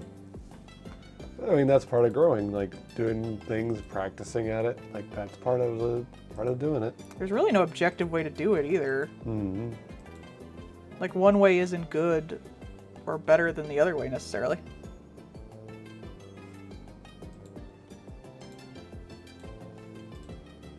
But you did draw it. Yeah. That's the important part. Don't matter how long it takes. I have a little doll I'm working on that I've been doing on and off for months, and I need to pick it up and back work on it, but it doesn't matter how long it took me to do it because I enjoyed doing it. Just do the tang, it's fun. Yeah. I do hate how, like, in this day and age with, like, putting yourself online and everything, everyone's expected to, like, be good at something. Yeah. I was like, you don't really gotta be good at something. You can just enjoy the thing you do. As long as you're making money enough to live, who the fuck cares? Yeah, there's so much, like, people are not allowed to grow. Yeah. Like, you gotta, like, start off immediately good or else kind of thing. Mm-hmm. I've been posting art since, like, high school. You think my early art looked good? Still did it. Still drew not safe for work in my fucking lined-ass notebook in the back. With fucking, whiteout as cum. Like, you don't stop me, man. Can't stop me now. I'm having a good time with the cum. I mean, yeah. It's usually what you say.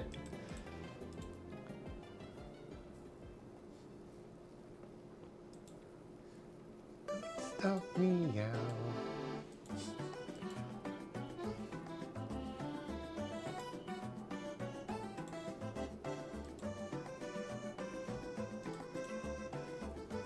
To the sky. No worries. I can't hear you. Yeah.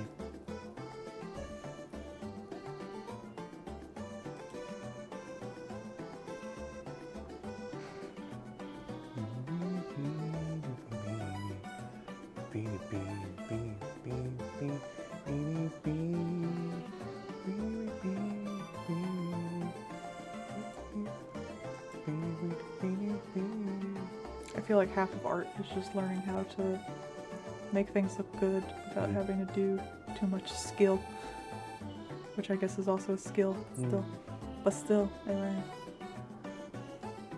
That's what I do. Yeah. Well, I'm into comics and stuff, so a lot of that is like doing more with less. I think part of it too is just learning how to fail. Like you need to learn what you're not good at to be able to grow. All art is failure. Isn't it great? I say that, I get so mad sometimes. Yeah. Man, I should talk a game for someone who's gonna go have a cry about something probably later this fucking week. But I did it. That's really the main thing. Yep. I did it. But I did it. But I did it. That's all that matters. Was it good? Who cares? You did it.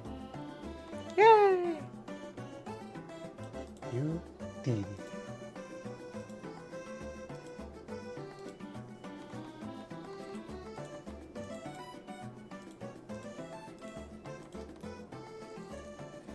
Yeah, apocalypse, which should be over now.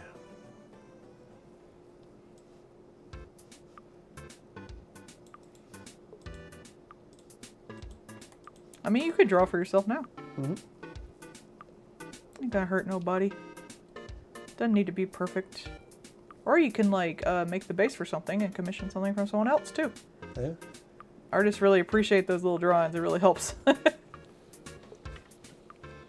I mean, you're always gonna... then you can't really do much of anything, because it's the, what's it? That effect? The, Dunning-Kruger effect. Yeah. Yeah, the better you get at something, the more you're gonna think you suck at it, because, you now know what you're doing wrong. So, if anything... the better you get at art, the more you think you think you suck.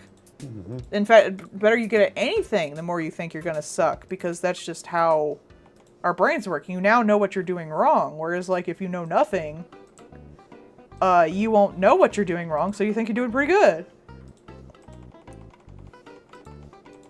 That's why I tell people when they're like, I think I hit like a rung where my art wasn't improving and I got discouraged. I'm like, that's the point where your art is actually doing better, because that's the point where you're seeing what you're doing wrong. In fact, I have like ups and downs just in general where I think my art looks like shit. And when I look back on it, that's the art that looks the best. And then I'll think my art looks great, and I'll look back at it, and that's when my art looks the worst. So it is like a process. Mm-hmm.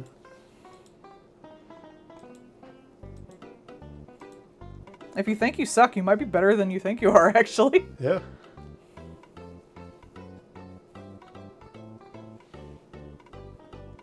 That is how it works.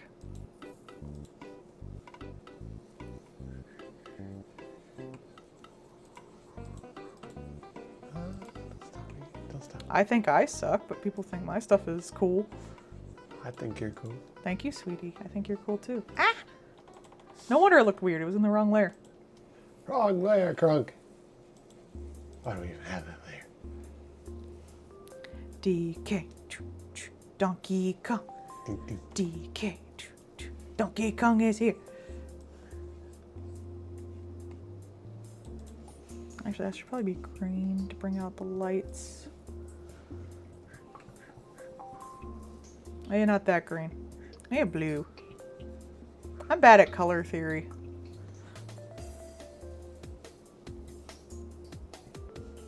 Yeah, that'll work, I guess.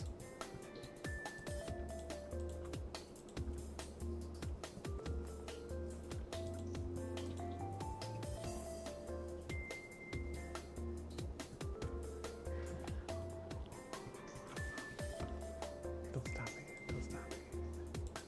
Don't stop me.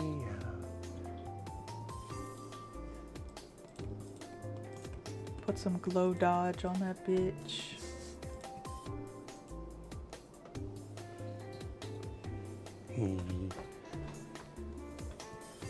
Little creature. That's a good creature right there. They're mildly transparent, so I'm trying to find a decent background for them.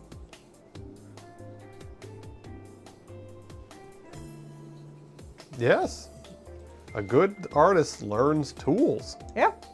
That's what it is. It's more than just brushes, though, I swear. But like... It is like learning how to use your tools, yeah. Mm-hmm. And Clip Studio is a great way to do that because they have a lot of tutorials and a shit ton of tools. How many do I have now? Let me see how many things I've downloaded. I'm always curious. I need to refill my funds too. Let's see. Downloads. Ooh, watercolor pencil.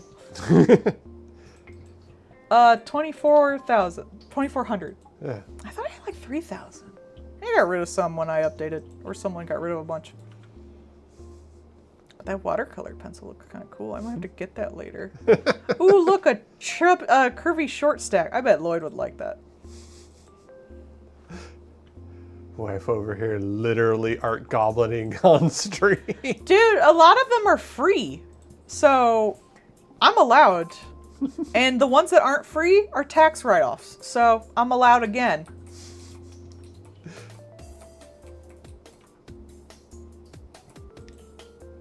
I'm supposed to spend money on my business. I'm an LLC, or I will be when we figure it out. Yeah.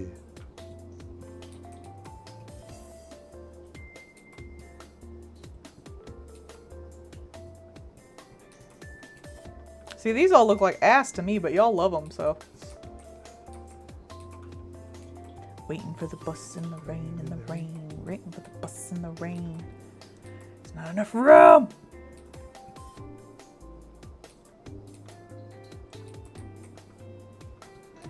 Clip Studio Paint even has like 3D models that you can arrange for poses and stuff like that. Mm-hmm. It's pretty great. I just did that earlier today. I posted it on the Discord. Yeah, a lot of good learning tools. If nothing else, it's good for fun. Honestly, I wish more people just drew for fun. Mm-hmm.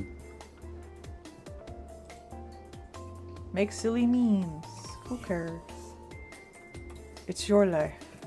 Enjoy it. Do terrible things during it. I think I undercharge myself, if that helps. Mm-hmm. Anyway, that's all for tonight. I'll be back tomorrow with more. Though I might need to give it a bit of a rest, let people catch up for this month. Mm-hmm. Seems like it's a little slow. So we have all the people. We got enough stuff. It's May now. I have to change the May. It's no longer P-Stream May 26. It's Why, Minty Angie? I just did your thing.